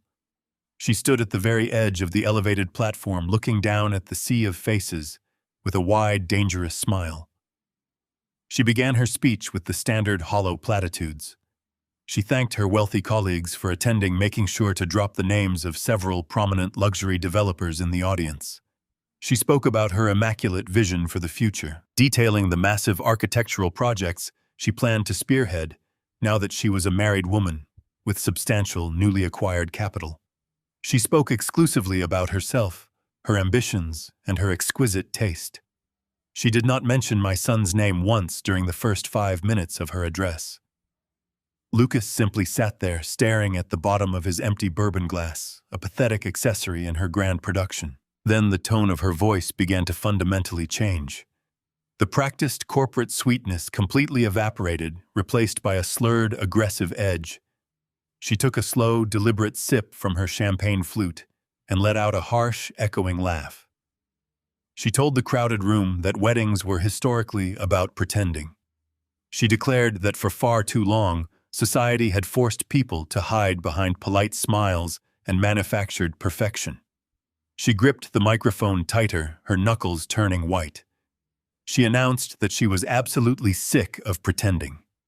She claimed that this new chapter of her life, funded by her own hard work and brilliant investments, was going to be defined by raw, unfiltered authenticity. The guests shifted uncomfortably in their seats. The wealthy brokers exchanged confused, worried glances, uncertain if this was a planned part of the entertainment or the beginning of a public meltdown. Victoria ignored the shifting mood of the room. She began pacing back and forth across the front of the platform, her voice rising in pitch and volume. She declared that her new family was going to stop hiding their ugly realities behind closed doors. She stated that weakness and fragility were pathetic anchors dragging successful people down. She preached that those who were strong, those who were beautiful and capable, had a moral obligation to prune away the dead branches of their lives. Her words were sharp, vicious daggers disguised as a bizarre motivational monologue. The silence in the ballroom became suffocating. The tension was so thick, it felt like the air itself had been completely removed from the venue. I sat perfectly still, my hands resting lightly on the handles of Patty's wheelchair, watching the beautiful, terrifying monster my son had chosen finally reveal her true face to the world. Victoria abruptly stopped her frantic pacing across the long stage. She stood perfectly still at the exact center of the platform. She slowly lowered the expensive crystal champagne glass away from her glossy red lips. She slowly turned her entire body, completely ignoring the 300 wealthy guests, completely ignoring her paralyzed, terrified husband. Her cold, predatory eyes locked directly onto my frail, terrified wife. The bright spotlight followed her slow movements, casting a harsh, blinding beam over the corner of the table where Patty and I were sitting. Victoria began to walk. She took slow, deliberate, stumbling steps toward our end of the platform, Her beaded gown dragged heavily across the polished wood. She never broke eye contact with Patty. The malicious, arrogant smirk twisting her face deepened with every single step she took. She was no longer performing for the massive, silent crowd. She was zeroing in on the weakest target in the room, driven by a cruel, intoxicated desire to display her absolute dominance. I felt a sudden, sharp tremor run through Patty's fragile body. My wife reached back, her cold, trembling fingers frantically searching for my hand. I intertwined my fingers with hers, giving her a firm, silent squeeze. I kept my face entirely devoid of emotion, but every muscle in my body immediately locked into place. I watched Victoria raise the microphone back up to her lips, closing the final few feet between us. I knew exactly what kind of monster she truly was. I knew what she was capable of. The trap was ready to spring tomorrow, but as I watched her towering over my sick, defenseless wife, I realized with absolute horrifying certainty that Victoria was about to do something unspeakable right now. The harsh glare of the spotlight illuminated the cruel, intoxicated triumph on her face. Victoria leaned into the silver microphone, the sharp feedback echoing off the mirrored walls of the grand ballroom. She let out a dramatic sigh. She stated that her wedding demanded absolute transparency. She slurred slightly, the expensive champagne muddling her pronunciation. She declared that for far too long, the people in this family had hidden behind fake appearances. She claimed that weakness was a choice, a manipulative performance designed to steal attention from those who truly deserved the spotlight. Her eyes, dark and entirely devoid of human empathy, bored into the terrified face of my wife. Patty shrank back against the leather upholstery of her wheelchair, her breathing shallow and erratic. She raised her frail hands, instinctively clutching the collar of her dress, bracing herself for a verbal assault. But Victoria was not satisfied with mere words. She wanted a physical demonstration of her absolute dominance.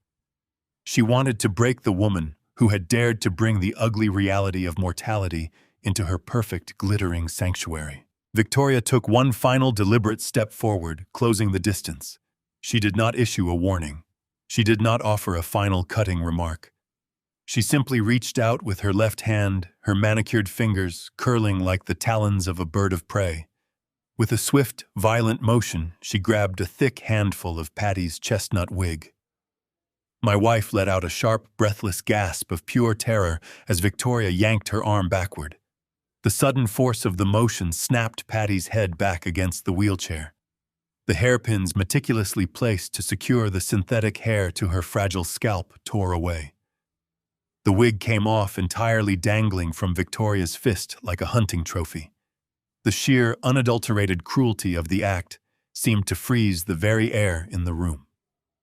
Victoria held the wig aloft for a fraction of a second, a victorious, utterly deranged smirk twisting her features before she casually tossed it over her shoulder. It landed on the pristine white tablecloth, a dark, lifeless heap among the imported orchids and crystal champagne flutes. The brilliant, unforgiving light of the crystal chandeliers beat down directly upon my wife. Patty was left completely exposed, her bare scalp pale and marked by the harsh chemical ravages of intense chemotherapy, was laid bare before 300 wealthy strangers. She looked impossibly small, stripped of the final desperate layer of dignity she had fought so hard to maintain. A guttural, agonizing sob tore from her throat, a sound of such profound humiliation and despair that it will haunt my nightmares until the day I die. She brought her trembling, thin hands up to her face, attempting to hide her shame from the hundreds of eyes suddenly locked upon her. Her narrow shoulders shook violently as she wept, her small frame collapsing inward, crushed by the overwhelming weight of the public degradation. She had endured months of grueling medical treatments, faced the terrifying prospect of her own mortality, and pushed through agonizing pain just to witness her son's happiness. And this was her reward. This public execution of her pride was the gift her future daughter-in-law had chosen to bestow upon her. For 5 agonizing seconds, the grand ballroom was plunged into a dead, suffocating silence. The wealthy real estate brokers, the luxury developers, and the high society elite sat completely paralyzed, their champagne glasses suspended in midair. The sheer shock of the assault held the entire room hostage. Then the silence was shattered by a sound far worse than the initial gasp. From the corner of the head table, the soft, cruel sound of drunken giggling erupted. Victoria's bridesmaids, clad in their pale pink silk dresses, were covering their mouths, exchanging amused, condescending glances as they looked at my weeping wife. Their laughter was a sickening endorsement of the atrocity that had just occurred. I slowly turned my head, shifting my gaze away from the laughing women and looking directly at my son. Lucas was standing barely 10 feet away. He had watched his bride physically assault his dying mother. He saw the bare-scarred scalp of the woman who had raised him. He heard the agonizing sobs echoing through the silent room. He had the opportunity to step forward to be a man, to shield his mother from the cruelty he had brought into her life. Instead, Lucas took a distinct, deliberate step backward. He lowered his head, staring intently at the polished floorboards, completely surrendering to his cowardice.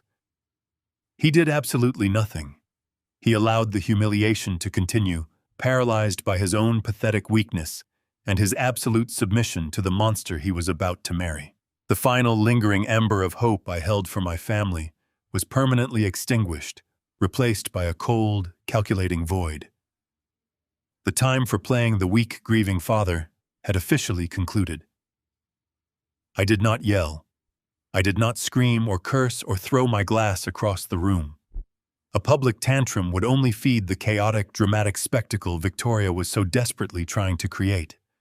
I possessed something far more dangerous than blind rage. I possessed absolute total control over their entire future. I slowly stood up from my chair.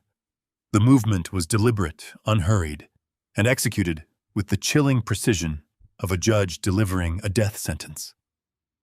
The movement drew the immediate attention of the room. The cruel giggling from the bridesmaids abruptly died in their throats. I reached up and calmly unbuttoned my tailored suit jacket. I slipped it off my shoulders with methodical care, letting the heavy, expensive fabric drape over my arm. I stepped forward, positioning my body between the blinding spotlight and my weeping wife. I gently draped the dark jacket over Patty's trembling head and shoulders, providing her with a desperate shield of privacy and dignity against the hundreds of staring eyes.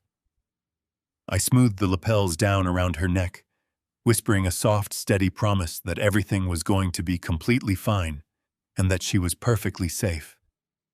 She clutched the fabric of my jacket with desperate, shaking fingers, burying her face into the dark wool. Once I was absolutely certain she was shielded from the harsh light and the cruel stares, I slowly turned around. I squared my shoulders, ignoring the silent, terrified crowd, and focused my entire existence on the woman standing on the platform. I looked directly into Victoria's eyes, watching the arrogant, intoxicated triumph on her face slowly curdle into a sudden, deep-seated confusion. She had expected me to break down. She had expected me to cry or scream, playing the role of the defeated, helpless victim. She had absolutely no idea that she was staring into the eyes of the man who held the legal authority to seize her mansion, freeze her assets, and summon the federal authorities to lock her in a penitentiary. The trap was ready, the FBI agents were briefed, and the final hour of her stolen paradise had officially begun. I simply stood there, staring her down in the absolute silence, ready to unleash a hell she could not possibly comprehend. I gently withdrew my hand from my wife's trembling fingers, giving her shoulder a reassuring squeeze before I moved. The grand ballroom remained frozen in that suffocating silence, shattered only by an occasional gasp from a guest who finally understood the gravity of the assault. I stepped away from the head table and began the long, deliberate walk toward the center of the platform. My footsteps echoed softly against the polished hardwood, measured and entirely unhurried. I wanted Victoria to feel the heavy weight of my approach. I wanted the hundreds of wealthy brokers and high society elites to watch the precise moment the glittering illusion of her perfect life crumbled into dust. As I slowly closed the distance, Victoria's initial confusion morphed back into her toxic, arrogant confidence. She believed my calm demeanor was a sign of total submission. She assumed that, like my cowardly son, I was stepping forward to apologize, to smooth over the awkwardness, to surrender completely to her dominance to avoid a public scene. She stood under the harsh spotlight, the silver microphone clutched tightly in her hand, her chest heaving slightly from the alcohol and the sudden adrenaline of her cruel stunt. When I was just a few feet away, she leaned back and let out a soft, condescending chuckle. It was a terrible sound, designed to reduce me to the status of a defeated, obedient servant in front of her peers. I stopped directly in front of her. I did not let a single trace of the boiling rage inside my chest reach my face. I reached smoothly into the inner pocket of my suit jacket and retrieved the thick, heavy manila envelope Thomas Gallagher had handed me 24 hours prior. The crisp white paper caught the light of the crystal chandeliers, creating a stark contrast to the glittering beads sewn into her wedding gown. Victoria looked down at the envelope. Her eyes immediately gleamed with absolute, greedy certainty. She brought the silver microphone back up to her red lips, turning her head slightly so her voice would project flawlessly over the massive sound system she had demanded. She smirked, a vicious, triumphant curl of her mouth, revealing her absolute lack of humanity. "Oh, look," she slurred smoothly, her voice bouncing off the mirrored walls. "The old man is finally handing over the warehouse deed. It certainly took you long enough to realize who is actually running this family." A low murmur rippled through the audience. A few friends clapped politely, foolishly, assuming this was a planned part of the family dynamic. Lucas, however, did not clap. I saw him entirely out of the corner of my eye. He had finally lifted his heavy head from the floor, and his face had completely drained of all color. He was staring at the thick white envelope with a sudden dawning terror, perhaps recognizing the heavy distinctive watermark of a premier Chicago law firm, or perhaps simply realizing that I would never hand over the legal deed to my commercial empire in such a quiet, defeated manner. But Victoria noticed absolutely none of this. She was completely blinded by her own ravenous ambition and her intoxicating sense of power. I held the envelope out to her. My hand was perfectly steady. She snatched it from my grasp with the eager, violent grace of a starving animal. She did not bother to carefully open the protective flap. She dug her sharp manicured nails under the tight seal and aggressively ripped the thick paper apart, tearing the top edge in her desperate haste. She pulled out the dense stack of legal documents. I watched her dark eyes dart to the top of the very first page. I watched the exact fraction of a second when her alcohol-soaked brain processed the large, bold, unforgiving legal header printed across the premium paper. Notice of acceleration. Demand for payment in full. $2,500,000. The physical transformation was absolute and immediate. The drunken, arrogant flush completely vanished from her chest and neck, replaced instantly by an ashen, sickly pallor that made her look like a ghost. The cruel, mocking smirk was entirely wiped away, leaving her mouth hanging slightly open in pure, unadulterated shock. Her hands, which had so violently ripped the chestnut wig from my dying wife's head just moments ago, began to tremble uncontrollably. The thick pages of the legal notice shook violently, rustling loudly against the sensitive microphone she was still clutching in her left hand. She blinked rapidly, her eyes frantically scanning the dense, complicated legal text, desperately searching for a punchline, a terrible mistake, or an elusive loophole. She read the strict clauses detailing the immediate seizure of the unlisted luxury mansion located in Aspen. She read the aggressive clauses demanding the immediate freezing of all secondary shell company assets. But far more importantly, she read the specific name of the anonymous offshore trust that now officially held her fraudulent debt, and she saw my personal signature clearly listed as the sole managing director. She slowly raised her wide eyes from the paper. The look she gave me was no longer predatory or dominant.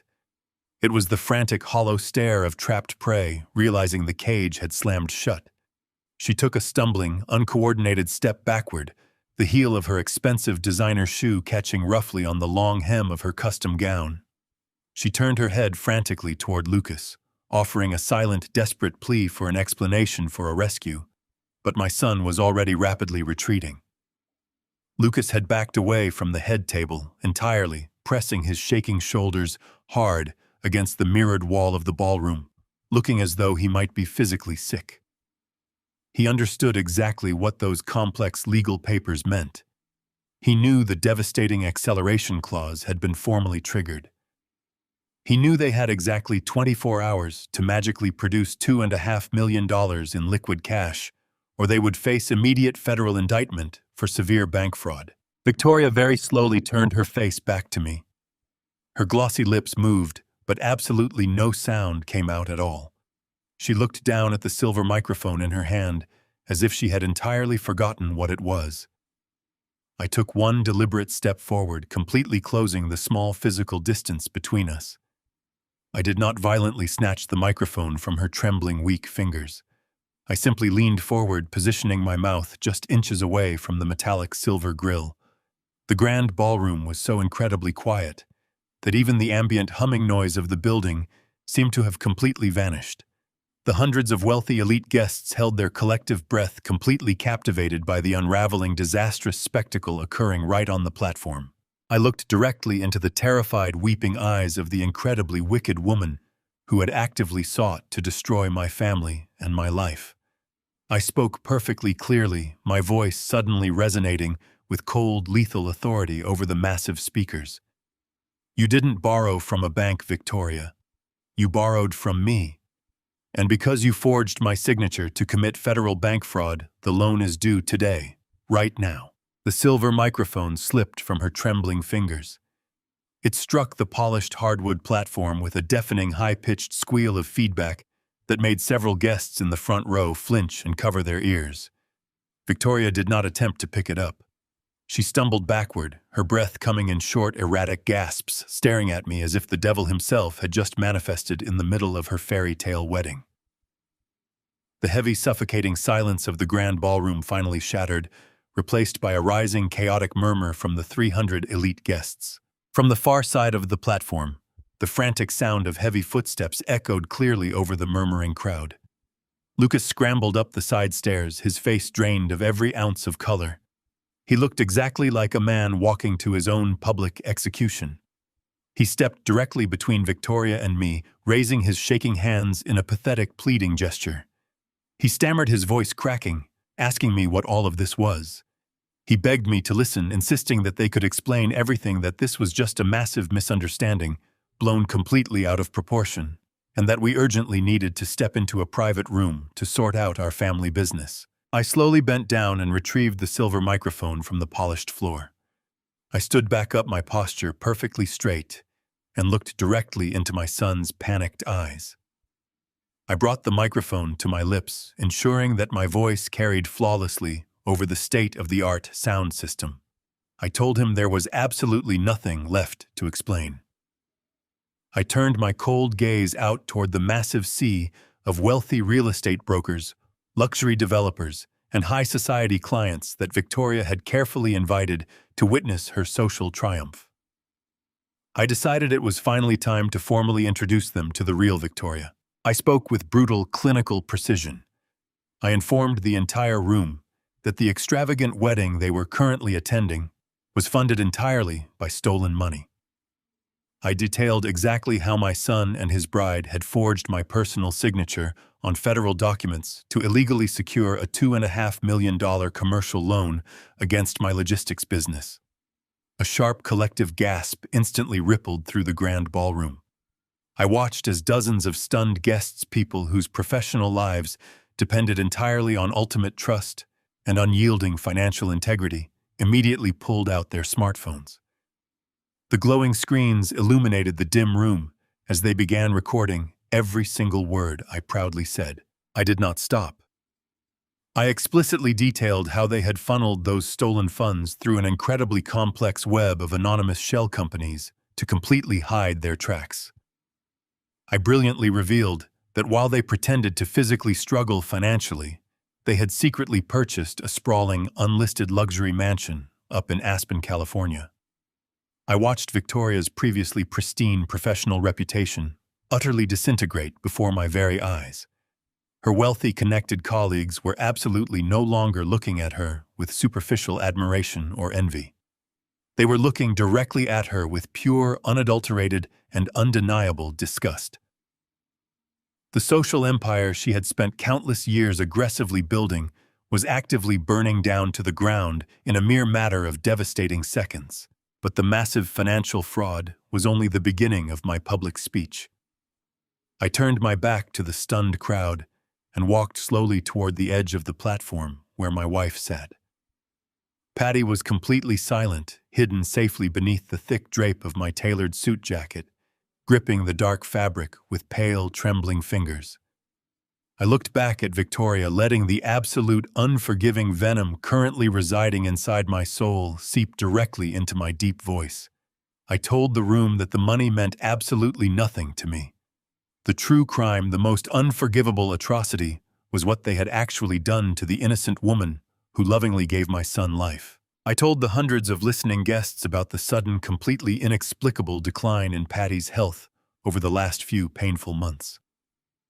I boldly explained how Victoria had eagerly played the false role of the incredibly loving, devoted daughter-in-law, brewing special herbal teas and preparing holistic soups that were supposedly beautifully designed to effectively aid in her rigorous chemotherapy recovery. The crowd went entirely silent again, hanging on my every single word with a dark, morbid fascination. I revealed that those deeply loving holistic remedies were actually secretly laced with trace amounts of toxic chemicals carefully and maliciously calculated to interact violently with her prescribed cancer medications. They were not trying to heal her. They were actively, methodically attempting to artificially accelerate her death so they could rapidly claim the remainder of my entire estate without waiting patiently for nature to take its course. The reaction from the grand ballroom was instantaneous and powerfully visceral. Several women cried out in genuine horror. Men shouted in angry outrage.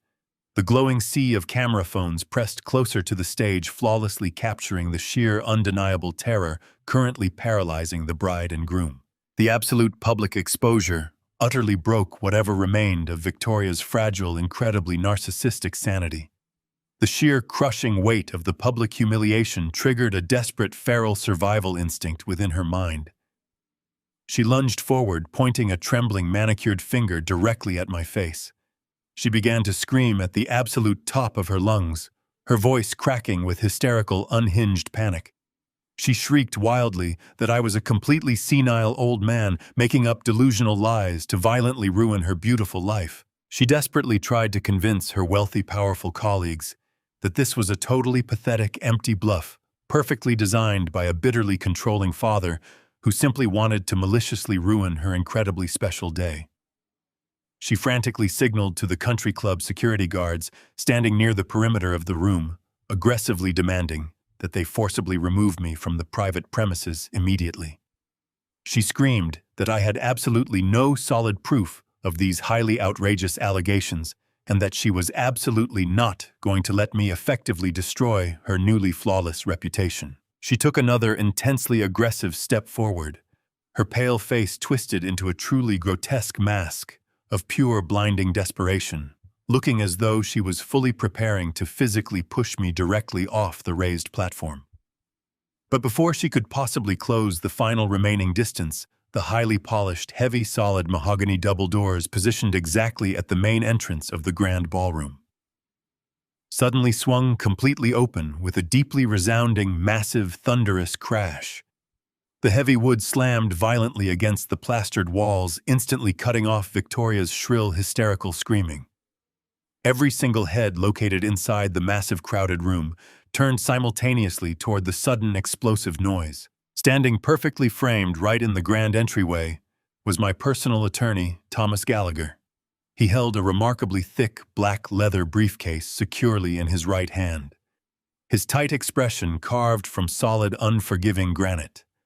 Flanking him on either side, moving with swift, highly synchronized, and totally unmistakable authority, were three stern, heavily built men wearing dark, tactical windbreakers.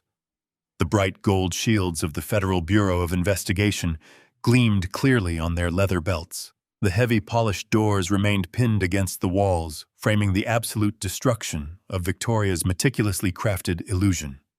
Thomas Gallagher stepped fully into the brilliantly lit ballroom, his leather briefcase swinging with methodical precision at his side.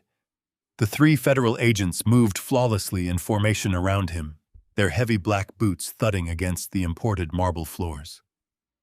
They bypassed the lavishly decorated guest tables, their stern, unyielding expressions cutting a stark path through the paralyzed sea of wealthy socialites.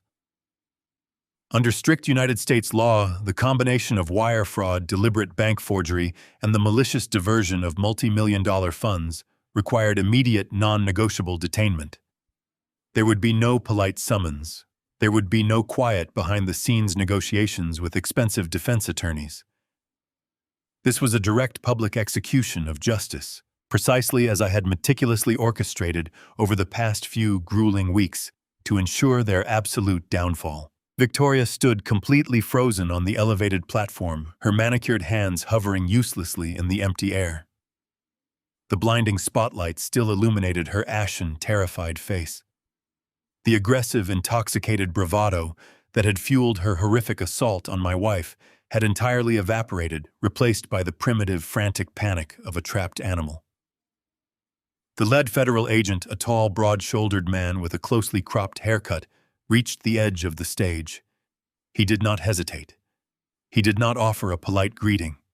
He firmly instructed Victoria to place her hands behind her back, clearly stating her full legal name and immediately reciting the extensive list of federal felony charges she was currently facing. He explicitly mentioned the forged commercial loan documents, the illegal wire transfers to the anonymous offshore accounts, and the fraudulent purchase of the Aspen property. Victoria recoiled as if she had been physically struck. She took a frantic, stumbling step backward, the heavy, crystal-encrusted train of her $15,000 wedding gown tangling dangerously around her ankles. She shrieked that they were making a catastrophic mistake, demanding that they check their records, insisting that she was a prominent, highly respected luxury developer who could not be treated like a common criminal. The federal agents were completely unfazed by her hysterical screaming. Two of the men stepped smoothly onto the platform, flanking her instantly. They grasped her arms with practiced, immovable force. Victoria thrashed violently, her diamond tiara slipping from her perfectly styled hair and clattering onto the floor. The sharp, unmistakable click of heavy metal handcuffs echoing through the silent room sounded like the ultimate final closing of a vault. The cold steel locked securely around her wrists, effectively pinning her arms behind the delicate, sheer lace back of her extravagant designer gown. Seeing his powerful, dominant bride reduced to a shrieking, restrained prisoner finally shattered whatever fragile mental barrier Lucas had been clinging to. He violently pushed himself away from the mirrored wall, his face streaked with sudden, desperate tears. He scrambled across the polished stage, his expensive tuxedo jacket slipping off his shoulder. He threw himself forcefully onto the hardwood floor, landing heavily on his knees directly at my feet. He reached out with shaking, sweaty hands, desperately grabbing the fabric of my trousers. He looked up at me, his eyes wide with a pathetic, childish terror, completely ignoring the federal agents securing his new wife. He sobbed uncontrollably, begging me to stop them, pleading that we were a family and that we could simply talk about everything behind closed doors. He swore that he never wanted any of this to happen, that Victoria had manipulated him, and that he was incredibly sorry for everything. I did not step back. I did not attempt to pull my legs away from his frantic, desperate grasp. I simply stood there looking down at the weeping, pathetic creature, groveling on the floor. I felt absolutely no warmth, no pity, and no paternal instinct toward him. My heart was a solid, impenetrable block of glacial ice. I looked directly into his red, swollen eyes, making absolutely certain he heard every single syllable I was about to deliver. I kept my voice incredibly calm, yet it resonated with a devastating absolute finality. I told him that he had stood silently by while the woman he loved, slowly and deliberately, poisoned his own mother. I reminded him that he had chosen to look away, choosing cowardly submission over basic human decency. I explicitly pointed out that he had stood perfectly still and allowed his bride to violently rip the wig from his dying mother's head, and that he had allowed those cruel bridesmaids to laugh at her profound humiliation. I stated perfectly clearly that a man who could watch his innocent mother suffer such agonizing abuse for the sake of a stolen mansion was no longer a part of my bloodline. I looked down at him with profound, unyielding disgust and told him that he was absolutely no son of mine. Lucas collapsed forward, burying his face against my shoes, wailing with a pathetic, hollow grief that generated no sympathy.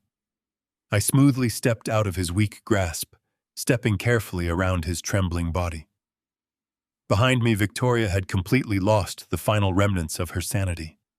She was screaming like a wild, untamed banshee, kicking her expensive heels and twisting violently against the firm grip of the federal agents. Her hideous shrieks of rage and denial echoed terribly off the high ceilings as they physically dragged her down the stairs and forcefully marched her down the long center aisle of the ballroom. The 300 elite guests did not stay to offer their support. The wealthy brokers, the developers, and the high society socialites were already scrambling frantically toward the side exits, desperate to distance themselves from the radioactive fallout of a massive federal criminal investigation. The grand, opulent wedding had officially disintegrated into total, irreversible ruin. I turned my back on the absolute chaos, completely dismissing my sobbing former son from my reality. I walked back to the edge of the table where my beloved wife patiently sat. Patty was still trembling softly beneath the heavy protective drape of my dark suit jacket. I knelt down securely beside her metallic wheelchair, gently placing my warm hands directly over hers. I spoke to her in a soft, deeply comforting whisper, promising her that the terrifying nightmare was permanently over, that the cruel monsters had been completely removed from our lives, and that absolutely nobody would ever be allowed to maliciously hurt or publicly humiliate her again. I slowly stood back up and securely gripped the rubber handles of her medical wheelchair. I did not cast a single glance back at Lucas, who was still weeping alone on the completely empty stage. I turned the wheelchair around and began to deliberately push Patty smoothly across the imported marble floors, navigating a calm, steady, and extremely careful path through the numerous overturned wooden chairs, the hastily abandoned crystal champagne flutes, and the scattered, completely useless imported white roses. We walked slowly and quietly out of the ruined, empty ballroom, together, completely leaving the shattered, aggressively burning remains of Lucas and Victoria's desperately stolen life far behind us in the cold dark. The passage of 3 months felt less like a simple turning of calendar pages and much more like emerging from a suffocating, lightless cavern into the brilliant warmth of a new morning.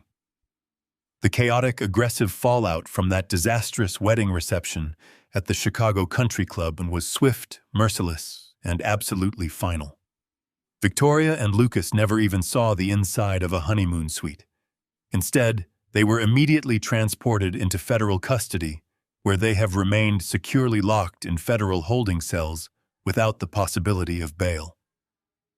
The sheer scale and brazen audacity of their financial crimes, combined with the incredibly compelling evidence of their malicious tampering with my wife's medical treatments, prompted the federal judge to classify them both as extreme flight risks. The magnificent, unlisted luxury mansion hidden away in Aspen, along with the custom designer wardrobe, the expensive diamond jewelry, and the sleek new Porsche they had so arrogantly paraded around the city, were immediately seized by government authorities. Their sprawling, meticulously curated empire of lies collapsed into a pile of worthless ash. I systematically and permanently divorced my son from every single aspect of my life. I legally removed his name from all inheritance documents, severed every remaining familial tie, and ensured he would never again have the opportunity to cast his dark, toxic shadow over our peaceful existence. He chose his path of greed and cowardice, and now he must walk it entirely alone. The swift, aggressive liquidation of their fraudulently acquired assets successfully returned the stolen $2.5 million directly back into my personal accounts. That recovered money did not go back into a dormant retirement fund. Instead, it became the exact key to unlocking a literal miracle for the woman who deserved it the most. We immediately utilized those recovered funds to enroll Patty in a highly exclusive revolutionary immune cell therapy program at a premier oncology research center. Unburdened by the toxic, chemically laced holistic soups Victoria had been secretly feeding her Patty's fragile body finally had a genuine fighting chance to heal. The transformation over the last 90 days has been nothing short of breathtaking. This morning, the crisp, cool autumn breeze sweeping off the vast expanse of Lake Michigan carried the sweet, unmistakable scent of genuine hope. Patty and I sat quietly side by side on a weathered wooden park bench, watching the gentle, rhythmic waves break against the rocky shoreline. The heavy folding wheelchair that had once confined her was completely gone. She sat upright, her posture radiating a quiet, profound strength that had been absent for far too long. The dark, heavy circles that used to bruise the delicate skin beneath her eyes had entirely faded, replaced by a warm, healthy flush of life. Her recent medical reports confirmed what my own eyes could already clearly see. Her aggressive cancer markers were dropping with miraculous, unprecedented speed. The revolutionary therapy was actively working, targeting and destroying the illness that had nearly stolen her away from me. I reached over and gently took her hand, marveling at the returning warmth in her fingers. I looked at her head, deeply moved by the sight of her beautiful natural hair beginning to grow back. A soft, elegant crown of silver and chestnut curls was slowly replacing the painful, scarred reality she had endured under the harsh ballroom spotlights. She turned her face toward the bright morning sun, closing her eyes and taking a deep, unhindered breath of the fresh lake air.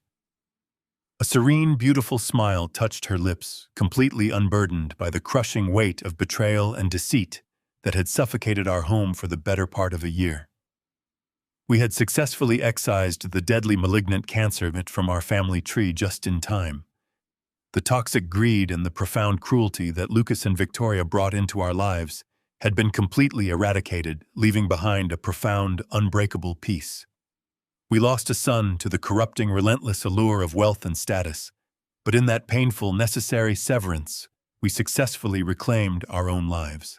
As I sat there holding my beloved wife's hand, watching the brilliant golden sunlight violently dance across the gently rippling surface of the deep blue water, I knew with absolute, incredibly unwavering certainty that our true story was never going to end in a tragic, quiet defeat. The incredibly chilling memory of that grand, entirely ruined ballroom feels incredibly distant right now, washed away completely by the steady, deeply comforting rhythm of the beautifully crashing waves. We no longer look back at the violently shattered remnants of that dark, painful past. We only look forward to the beautiful mornings we still have left to share together. We had successfully and completely survived the absolute darkest, most devastatingly treacherous storm of our entire lives. Family is often portrayed as an unbreakable bond, but shared blood does not grant anyone the right to abuse, manipulate, or exploit you. True love is always rooted in mutual respect, careful compassion, and deep integrity, never greed. When those closest to you wear masks of deceit, to strip you of your dignity, setting rigid boundaries is not an act of cruelty. It is an act of pure survival. Never let the guilt of family ties force you to quietly endure toxic behavior. Protect your peace, safeguard your personal legacy, and remember that walking away is the absolute greatest victory. If this story opened your eyes, please hit the like button and subscribe so you never miss our next thrilling story. Feel completely free to openly share your personal experiences regarding cutting ties with highly toxic family members in the comments section below. I strictly read every single one. Thanks.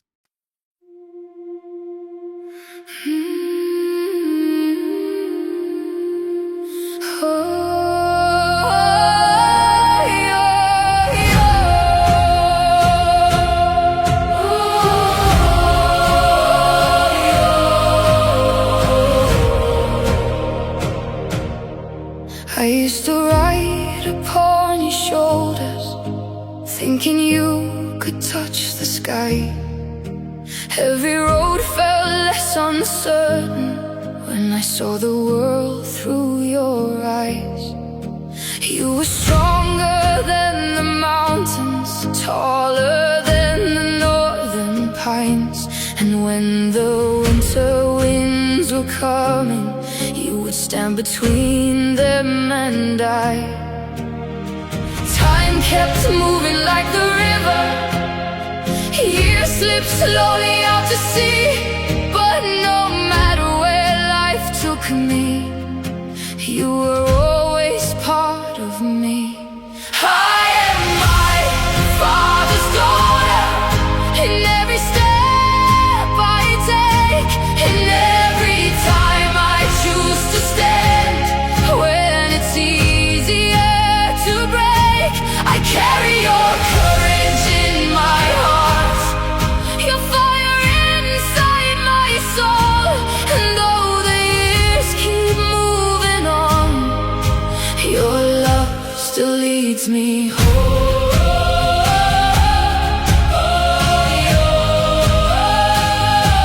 You taught me strength is not in power, but in kindness when it's hard.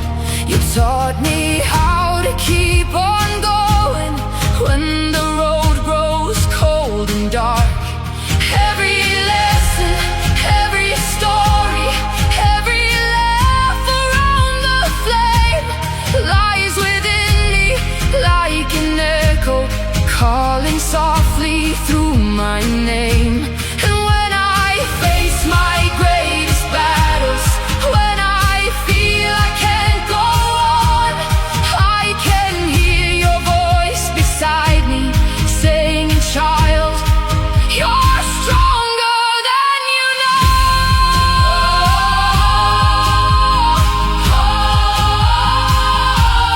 I am my Father's daughter, in every step I take, in every time I choose to stand. When it's easier to break, I carry your courage in my heart, your fire inside my soul. And though the years keep moving on, your love still leads me home.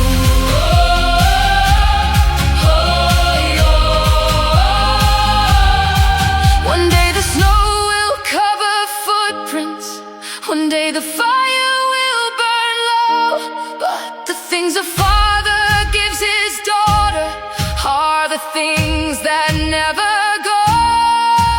Not the gold or not the stories, not the battles that he won, but the quiet way he loved her and the woman she becomes. I am my Father's daughter, and I always will remain. Through every triumph, every loss, through every joy and every pain, the world may change around me, the stars may fade above, but I will always carry with me my Father's endless love. And when they ask me who I am, I'll smile and answer softly.